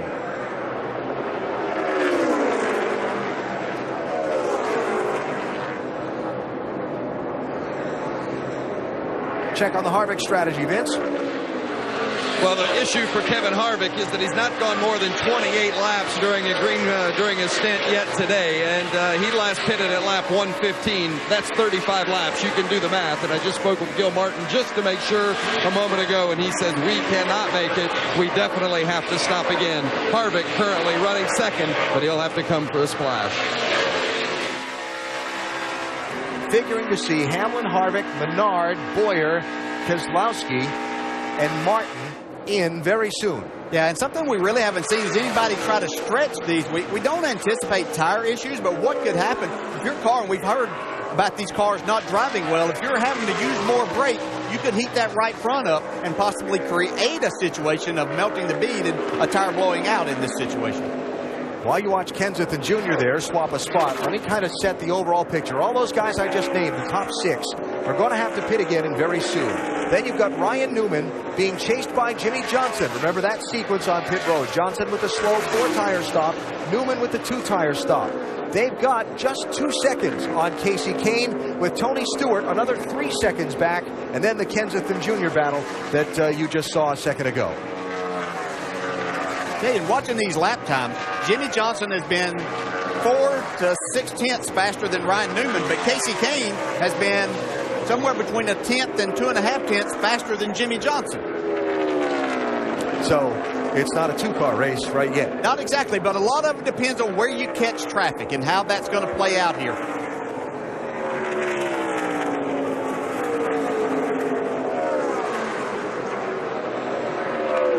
If Jimmy Johnson doesn't get a caution, if he's not able to track down Ryan Newman, that last stop will be the one. You see the stops from Jimmy Johnson. I mean, he's had good average in the 12 seconds every stop, and then that 16.9. Very costly at the wrong time, too. That's the problem. With everything going on, we talked about that a Chevrolet's 110 straight. It's going to take some type of a miracle for that not to be 11 straight, because the cars that are in position to win this race are fast Chevrolets. With the other guys that still need to pit, yes, the top 4 are Chevys after those guys all stop. Here's Denny Hamlin from the lead.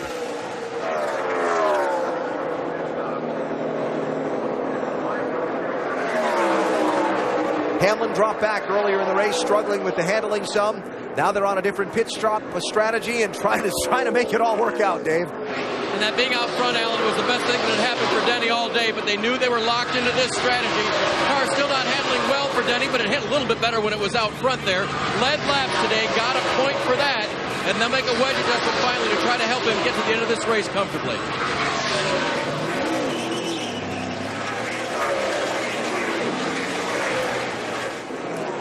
Kevin Harvick takes over the lead. Those cars will be in quickly, and then it'll set up the finish between Newman, Johnson, Kane, and Moore. How's it going to play out in the 20th running of the Brickyard 400? Telecast presented by Golden Corral. You know who's going to win? I don't. The Indianapolis Motor Speedway, a great variety of pit stop schedules have shuffled the running order. Kevin Harvick, Paul Menard, and now Clint Boyer have just pitted from the lead. Brad Keselowski, the only one out there, still trying to stretch the fuel. Doc? Yeah, Clint Boyer couldn't make it. He wanted to stay out and lead 1 lap to get that bonus point for leading a lap. Remember, he came in here today, second in the point standing, 2 right side tires, Jesse James, and he's down a little over 7 seconds. So there's your leader, Brad Keselowski. We heard the story from Dave a while ago. They kind of made their bed. Going to try and stretch the fuel. They don't think they can get to the finish without any caution laps. They haven't had any yet. But what they'd like right now, my opinion, tell me if you agree or not, is for a caution flag, because these other leaders... Oh, there he comes. Too late now. Yeah, never mind.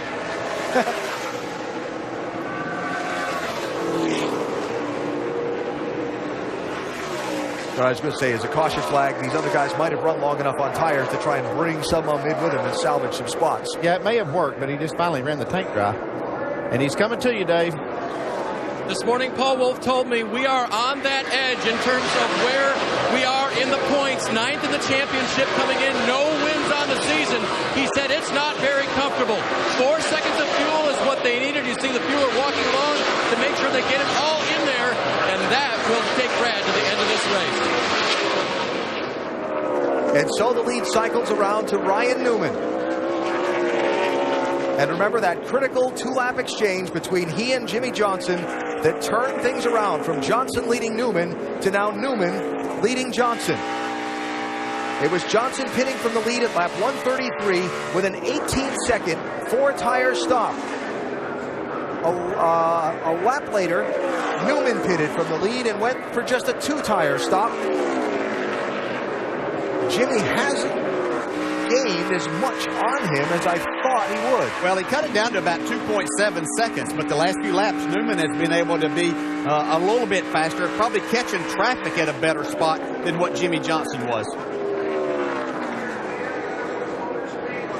Josh Wise falling in behind the leader just off pit road with a speeding penalty. Got onto the pit lane a little too hot on his last stop. Casey Kane, 5.5 seconds back in third. Tony Stewart fourth, Matt Kenseth fifth.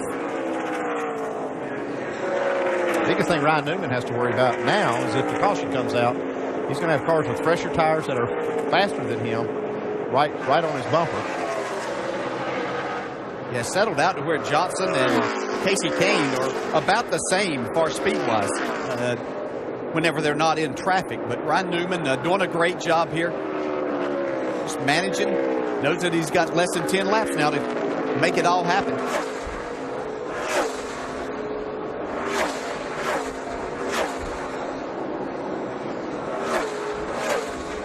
Beginning of the race, we talked about nerves and managing the emotions and so on at the start of this race because it means so much to you that you want to win and you only get the once-a-year shot at it. What about now when you know Jimmy Johnson's behind you, 3 seconds back and trying to close, and you got a chance to win Indy? Yeah, staying focused right now is the main thing. Not letting any of those thoughts creep in. You can't let yourself get ahead of the situation at hand. You have to hit your marks, make sure that you do the job. Don't leave any door open here to where that could go away and cost you your chance at a Brickyard 400 win. I can just tell you from the pit box, when that lap count gets to single digits, that heart rate goes up, and all you're thinking about is ways that you can lose it and the way it can get taken away from you. I'm sure he's trying to plan. Matt Borland's probably planning on a caution coming out, what they're going to do. But you can't hardly breathe when it gets down to those last handful of laps. It's really, really hard to stay focused. Story of the race, Ryan Newman and Jimmy Johnson shared the front row. Newman took off, led the first 28 laps with Johnson behind him. Johnson pitted 2 laps sooner than Newman on the first green flag stops, and that swapped the lead. Newman went from 2.8 seconds ahead of Johnson to 2.8 seconds behind him. Then Ryan got shuffled back a couple of more spots on a restart when he got caught in the outside lane, made up that ground. A pit strategy call when his team went for 4 tires and most others went for 2. Shuffled him back to 13th. He charged all the way back up into contention. Now this last pit sequence swapped the positions between Newman and Johnson, where Ryan is out in front again. And you know what the difference is in this race is the mistake that Jimmy Johnson's team made on that pit stop. It was about 4 seconds slow. Right now, Ryan Newman only has a 3-second lead. We talked about how you had to be perfect. You could not make mistakes, and the 48 team made a mistake at the wrong time.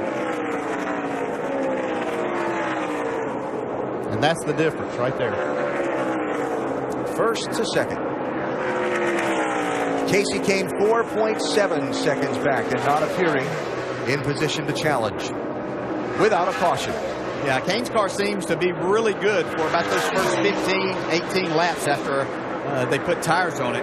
Then it starts to fall off. This car, Jimmy Johnson, has been strong. He's been beating Newman, but that last lap, Newman was just a little bit quicker. Now, I'll say, statistically, the final caution has come out with less than 30 laps to go in 16 of 19 Brickyard 400s.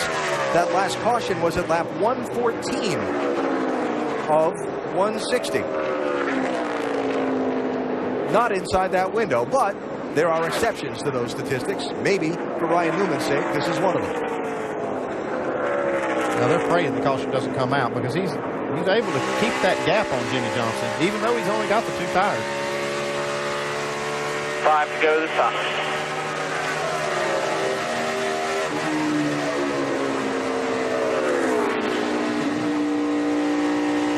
continues to run laps under the 52-second mark, which is really, really good laps right now, with the tires in particular that he has on and in this pressure-packed situation.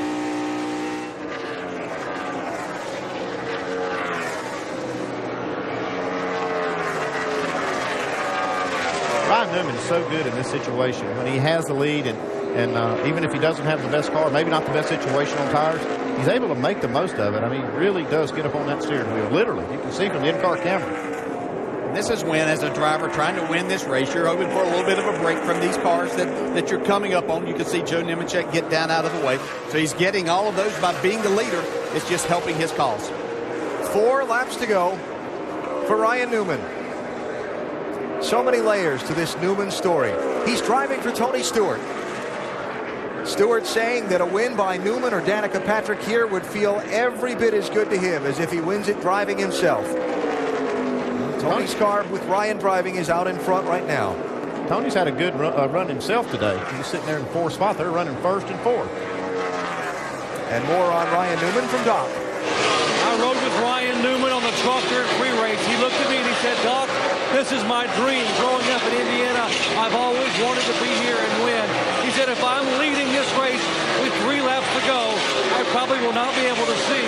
My eyes will fill with water. I'll be thinking about my dream and thinking about my dad and knowing how much he's wanted this for me my entire life." He said, "This is the day I've dreamed of from the time I was a little boy."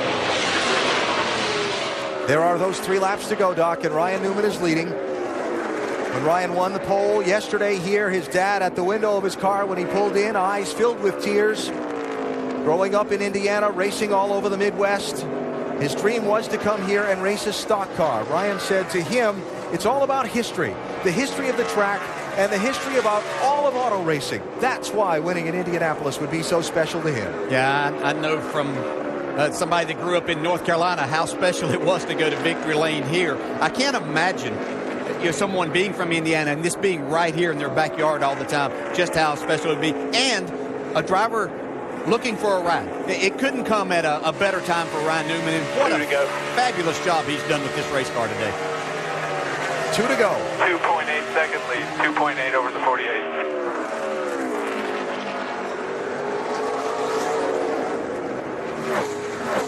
I hope his eyes are clear enough to see these lap cars. Yeah, you just have to keep it under. Sometimes you have to be careful because you've got a good lead. You don't want to slow down too much and make your car do things that really it doesn't want to do. You have to keep that speed up enough, but obviously being very careful around these other cars. Yeah, he's still driving hard. He beat Jimmy Johnson by about 4/10 last lap.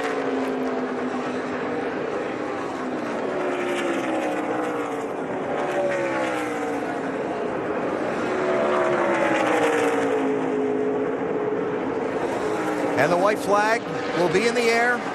1 more lap to victory lane for Ryan Newman. White flag, clear out the back. If he can make it back around, it'll be a hugely popular win with the local Indiana fans. 3 more corners to go.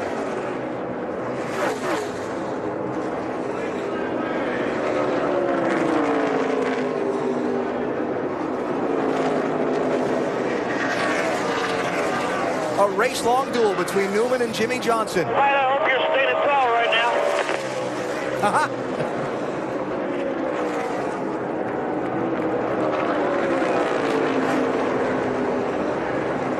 What a drive. What a drive, yeah. Special time. Now, there you are, Wade.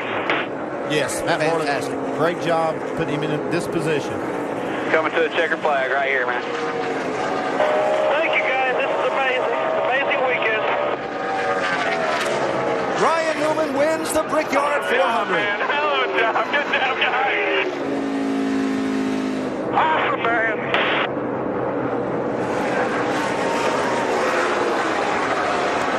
Thank you, Quicken Loans, and everybody at Chevrolet. This is awesome. I really didn't expect this coming into this weekend, but thank you very much. Way to go, Ryan Newman!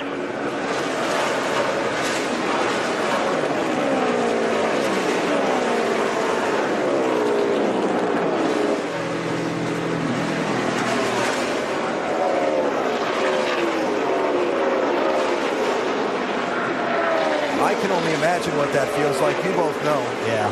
Tremendous feeling of accomplishment. It's just a huge victory day that, you know, it's one that you'll never forget. And I know in Ryan Newman's case that this will be a day that's very special to him. It's an amazing feeling. Tons of emotions right now. And the disappointment right there.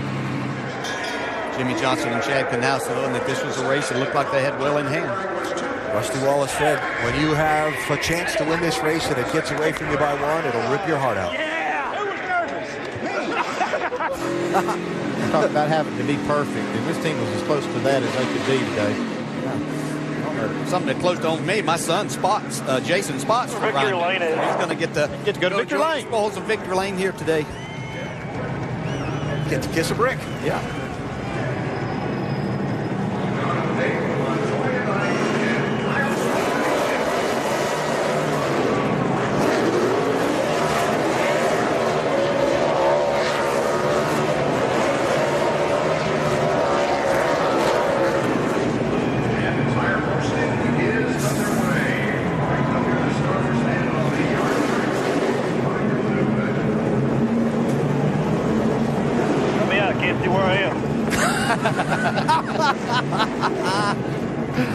He's had no trouble all day disposing of all of these other cars. Well, I know they talk about the Irish a lot in South Bend, Indiana, but tonight it's about Ryan Newman in South Bend, Indiana, as he's won at the Indianapolis Motor Speedway. And he's had time to do burnouts, see his team there, try to collect your thoughts. But I promise you, when we get to interview Ryan Newman, he's going to be choked up. It's just going to hit you at that point as you see your family and friends and people that are close to you right there.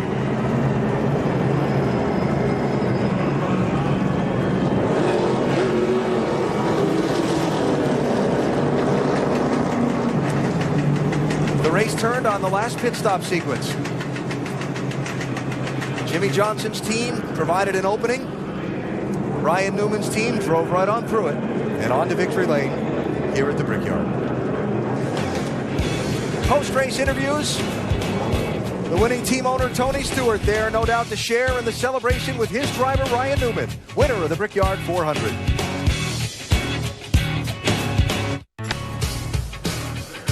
The 20th Brickyard 400 is in the books, and let the celebration begin. We go to Pennzoil Victory Lane.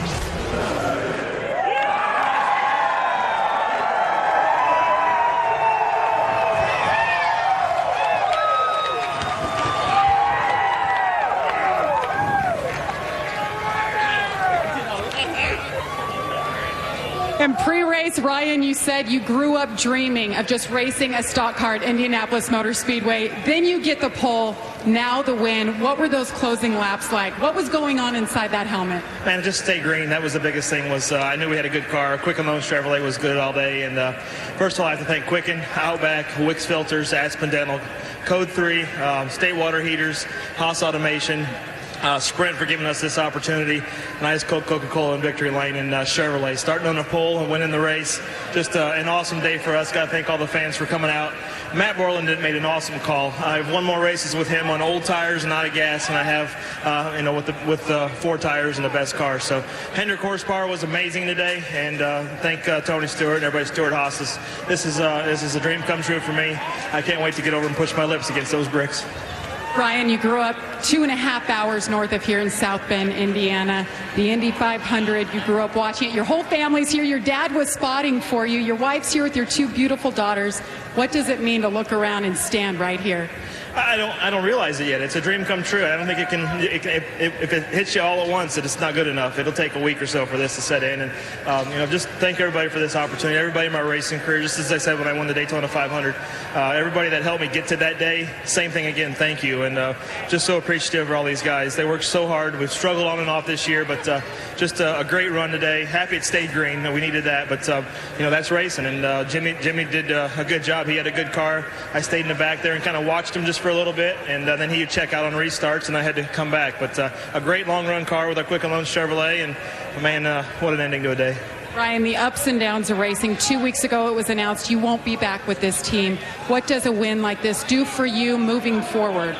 The biggest thing is confidence. The confidence for me, confidence in the team, confidence with me in the team, and we still got a championship to go after. We still got the chase to chase, and there's still plenty of racing left. And this is a great day for us in points, but that doesn't mean anything. I mean, tomorrow's a new day. We'll be, come Pocono, this will be the past. Go kiss those bricks, all right? Thank you. Ryan Newman is your winner in Indianapolis.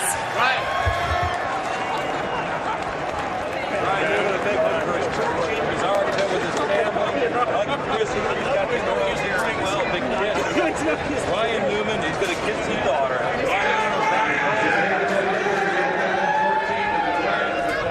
Well, Ryan's crew chief, Matt Borland, just made it to victory lane to walk in there. His owner, Tony Stewart, is, I think, still working through the crowd, and our Dave Burns is with him. We stopped him on pit road. He's on his way, Alan. He's going to get there. Wednesday, you didn't race, but you were a winner. Today, you finished fourth, but you were a winner. Describe your feelings right now. I can't wait to give him a hug, man, and congratulate him. He just did an awesome job all weekend, getting on the pole, and he was in the hunt all day. He led early, obviously, and it was down to him in the 48 car. That was easy to see. So. I didn't know what the strategy was going to be at the end, and just kept looking up at the board and watching. And I was scared to ask where he was at and how big a lead he had. Finally, with 3 to go, I couldn't wait any longer. Finally asked and wanted to know what was going on. I just didn't want to jinx him, so just kept watching the jumbotrons every time we'd come off of 4, and was watching to see where he was at. So just really proud of him. I mean, he's a great teammate. He's even a better friend. So just couldn't be happier for him. I mean, this is awesome. This is our home race, so doesn't get any better than this. Big day for you. Go give him that big bear hug. Tony Stewart finishes fourth today. Steve Addington led him to that fourth place finish, Jamie. And Matt Borland is the man you heard Ryan Newman talking about, was on the box, the crew chief making those calls. You told me this morning, we're probably a top 8 car. Where did this run come from? You guys were flawless today. Top 3 all the way. Yeah, it was a great day for the Quicken Loan Chevy. I mean, just fantastic day. The guys in the shop just kept rebuilding this guy right here kept rebuilding this car, and it got better and better, and we finally brought a piece that we're able to get everything right and have everything go right on race day, and just couldn't be prouder of the whole team. You and Ryan go way back. You know how much this place means to him. What does this mean for you to be standing here and know that your man got to victory lane with you? Oh, it's huge. This is his hometown, and the Brickyard is the Brickyard. It's the best race out there, and to win it's awesome. To have him win in his hometown. Our car chief Lawrence Burtz. This is where he grew up, and Indy's the biggest thing to him. So it's just awesome. Congratulations, Alan. They've run this car a lot this year. They call it the workhorse, and now it's the winner at the Brickyard. Ryan's dad there, Greg, being embraced by Tony Stewart. And the extended family celebration in Victory Lane in Indianapolis. Special.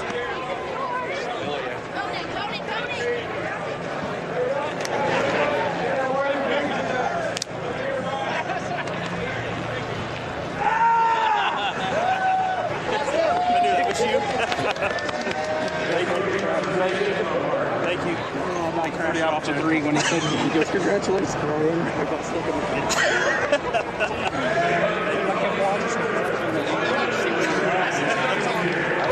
Somehow I have a feeling that the celebration's going to continue for a little while with this bunch. I think you're right about that. And deservedly so. More post-race reaction coming up from Indianapolis after Ryan Newman's win in the Brickyard. Some weeks just get you the ordinary high five. Not Indianapolis. Not here. You can see just what it means to win at Indy. The big celebration for Ryan Newman's team, so critical in helping him do the victory burnouts and get to celebrate a win at the Indianapolis Motor Speedway. Newman the winner of the 20th Brickyard 400. After the late race sequence of pit stops, swung the pendulum in his favor in his race-long duel with Jimmy Johnson.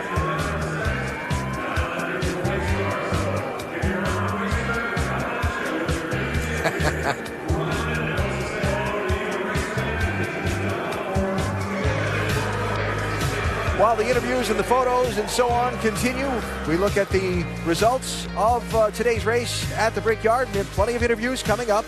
Here's how they ran today. Newman and Jimmy Johnson did almost all the leading, but again, that last pit stop sequence swung the pendulum. And Casey Kane had a fast car all day.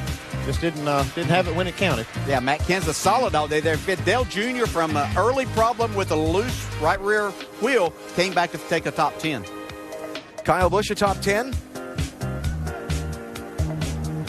And we head down to the grid, or actually the post-race area with Doc.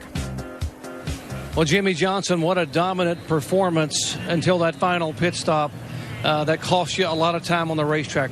How do you describe the disappointment right now? There's definitely disappointment there, but this is racing and stuff happens.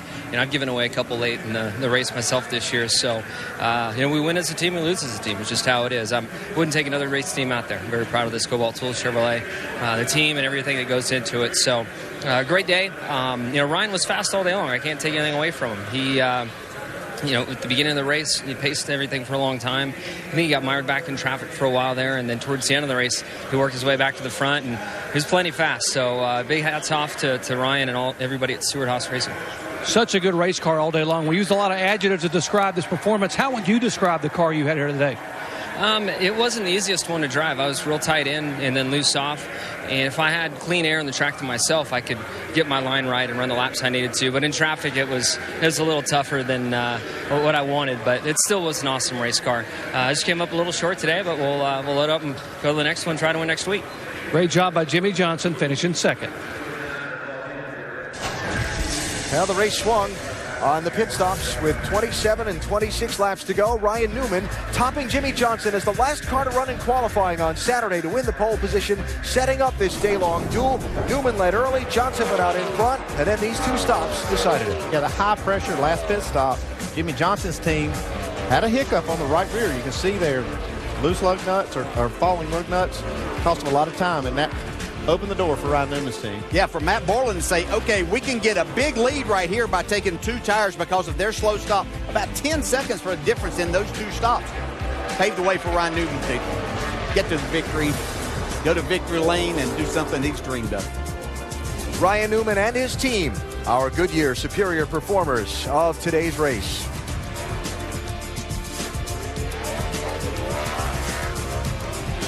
They'll be out to kiss the bricks shortly. We'll see that, and we'll talk to some of the other top finishers in today's running of the Brickyard 400 at the Indianapolis Motor Speedway. Today's race here at Indy is Ryan Newman and his wife Chrissy and their daughters now take the traditional winner's ride around in the convertible to see all the fans before they come back to kiss the bricks. Casey Kane finished third today. A few moments ago, Doc spoke with him. Standing with Casey Kane. Casey, you had a rocket in those final 25 laps. Yeah, I think we did the whole race at times, and we just really got going at the end of the race. We had a really fast, great clip Chevrolet, and we kept falling back too far. Just things happen, and we got back, and then you got to pass, and you get so far behind with track position here. So it takes a while to get back to the front. But the guys did a nice job. Had a really fast car. Great Hendrick horsepower was key, and congrats to Ryan. He had a big weekend, and he deserved it and needed it. You talk about falling back with track position. If you had to do over, what would you change today about what you guys did in terms of pit road? Well, I think we'd start with the car just a little bit different. I really struggled behind cars early in the race and got really tight off the corners. Once we fixed that, we were really competitive with everybody, and at times we're the best car. Great job, bud. Thank you. It's a big finish for Dale Earnhardt Jr. today to come all the way from the back of the pack to finish sixth. Less than 15 laps had gone by, Dale, and you had to come in for a loose wheel. Ended up 43rd out of that and made your way back. How'd you do it? Well, we changed the strategy up a little bit. A couple other guys did the same thing we did, but Steve did a good job. I knew he would. This is his kind of race where he can do some things on pit road that really gives us an opportunity to get up front. And so I was really dependent on him. He came through today.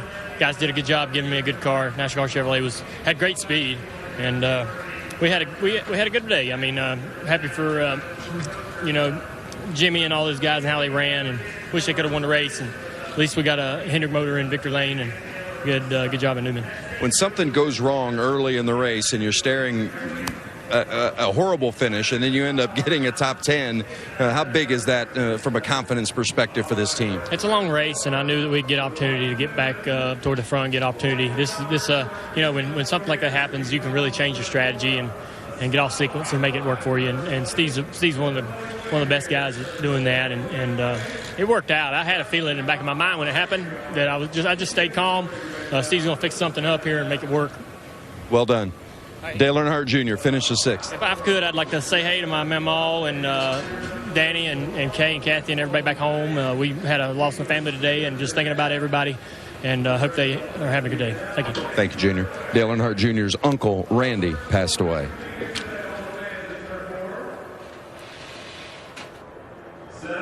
And certainly our thoughts and sympathies to all of the Earnhardt family on the loss of Randy Earnhardt, known to basically everybody in the garage area. Yeah, certainly. The big trip around the track in the convertible leading back to the gathering at the Yard of Bricks. Yeah, that's a fun ride around this place, too. I tell you, to have the fans out there screaming and hollering, cheering your accomplishment there, and headed down to the Yard of Bricks. Yeah, that has to be a neat sight, too. You see all the people waiting on you to get there to line up and kiss those bricks. Tradition started kind of by accident in 1996 when Dale Jarrett won the race. His crew chief Todd Parrott basically said, hey, come on. Right? A bunch of people ran over there and kissed it, and all the photographers said, wait, come back. Yeah, this is way more organized than what we had then.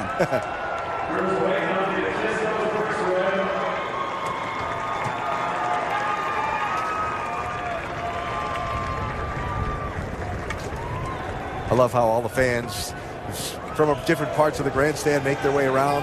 Those that stayed to come right down here to see this. Look at that.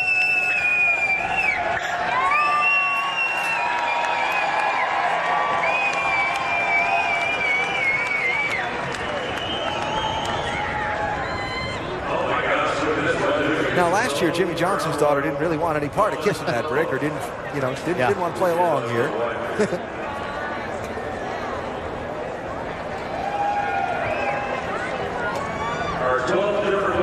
Beautiful family. Yeah.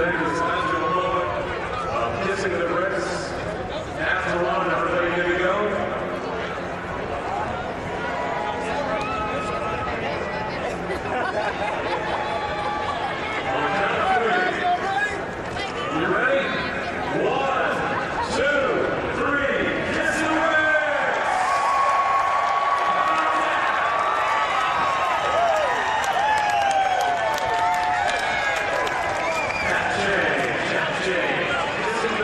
She was thinking about it. She's been told not to do that at some point in time. You know? Must be an acquired taste. She hasn't acquired that yet. That's funny. Just seeing the whole thing just makes me smile. Yeah. That's just a real feel-good moment. It's great to be able to share something like that with your family. And I guess part of it for me, too, is knowing how hard these guys work and how difficult this race is to win. Seeing them get to enjoy this, all of them together.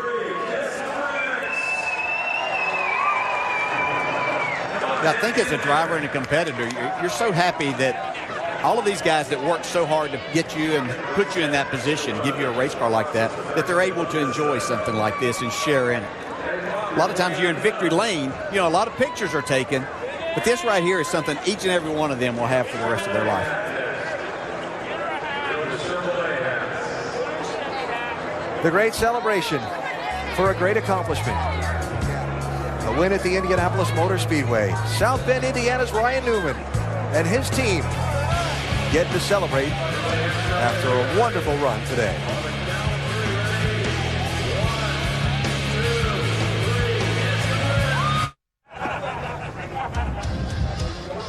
The hat dance in victory lane at the Indianapolis Motor Speedway.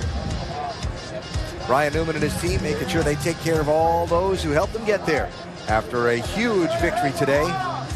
And a victory that makes the race to the chase really even more interesting than it already was starting the day. Here are the championship standings with Jeff Gordon and Casey Kane moving up. Gordon moving into the top 10. Remember, when we get to Richmond, now 6 races from now, the drivers in the top 10, plus those 2 wild cards without the drivers outside the top 10, but in the top 20 with wins and so on. Well, look at this. Now you got Stewart, Martin Truex, who gets kicked out of the top 10, and Ryan Newman with wins outside of 10th, but above 20th. Doc? Standing with Matt Kenseth. Matt, you had a good race car, but not quite good enough. Where'd you miss it? Yeah, first, just want to say congratulations to Ryan Newman and Matt Borland. Obviously, all the stuff going on around Ryan is pretty awesome that he sits on the pole and wins here at the Brickyard, so I'm happy for him. For our day, it was a great job and effort by our Dollar General team. We had really fast pit stops, really great pit strategy. Just didn't have a ton of speed in our car, so they did a good job to get us a top 5 finish. You're happy when those things happen. Those are the things you need to do going down the stretch. You need to finish better than you run. So it feels good to get the finish, but we just needed some more speed in our car. Top 5 finish for Matt Kenseth. Jeff Gordon finished 7th today. A lot of Hendrick Motorsports cars in the top 10. I think all of them, if I look right. But yours, I know you wanted to be higher than you were, Jeff. What happened today? When the race started, I knew it was going to be a challenge. The grip level was pretty minimal, and when you got in traffic, it was pretty tough. It's so competitive out there, and we moved up on the long runs. We just needed more of them. We didn't have a short run car, and we tried some different strategy to get that track position, and I don't know, we just didn't quite have it today. But it was a great effort from everybody on our Pepsi Max Chevrolet, and proud of that. And pit stops and strategy and the race car. Even though we didn't quite have what we needed to win, we still pulled a decent finish out of it. Jeff Gordon finishing 7th today. Tough day for Brad Keselowski today. Finished 21st. Had to come for a late fuel stop, and it's going through your mind during that situation when you know it's not going to be good enough to the end. Well, the first thing that's going on in my mind is congratulations to Ryan Newman. You think I'm going through a roller coaster year. He's going through a roller coaster year, so it's great to see him have some success. And, I think that's great motivation to show you, even when things aren't looking great, that, roses are around the corner. And we feel like they are for our team. We've had great runs. We've had fast cars, and just all the things haven't come together. And certainly that was the case today. But, I still got my head up, and we're going to keep fighting with our Miller Lite Ford Fusion and get there. Put it in the big picture for us. Obviously, it's the Brickyard 400. You want to win this race, but in the process, you lose 4 spots in the points. You drop down to 13th. Well, that's not good by any means, but there's still a lot of racing left, and we're not done. That's for sure. Thanks, Brad. And as the celebration gets a little soggy,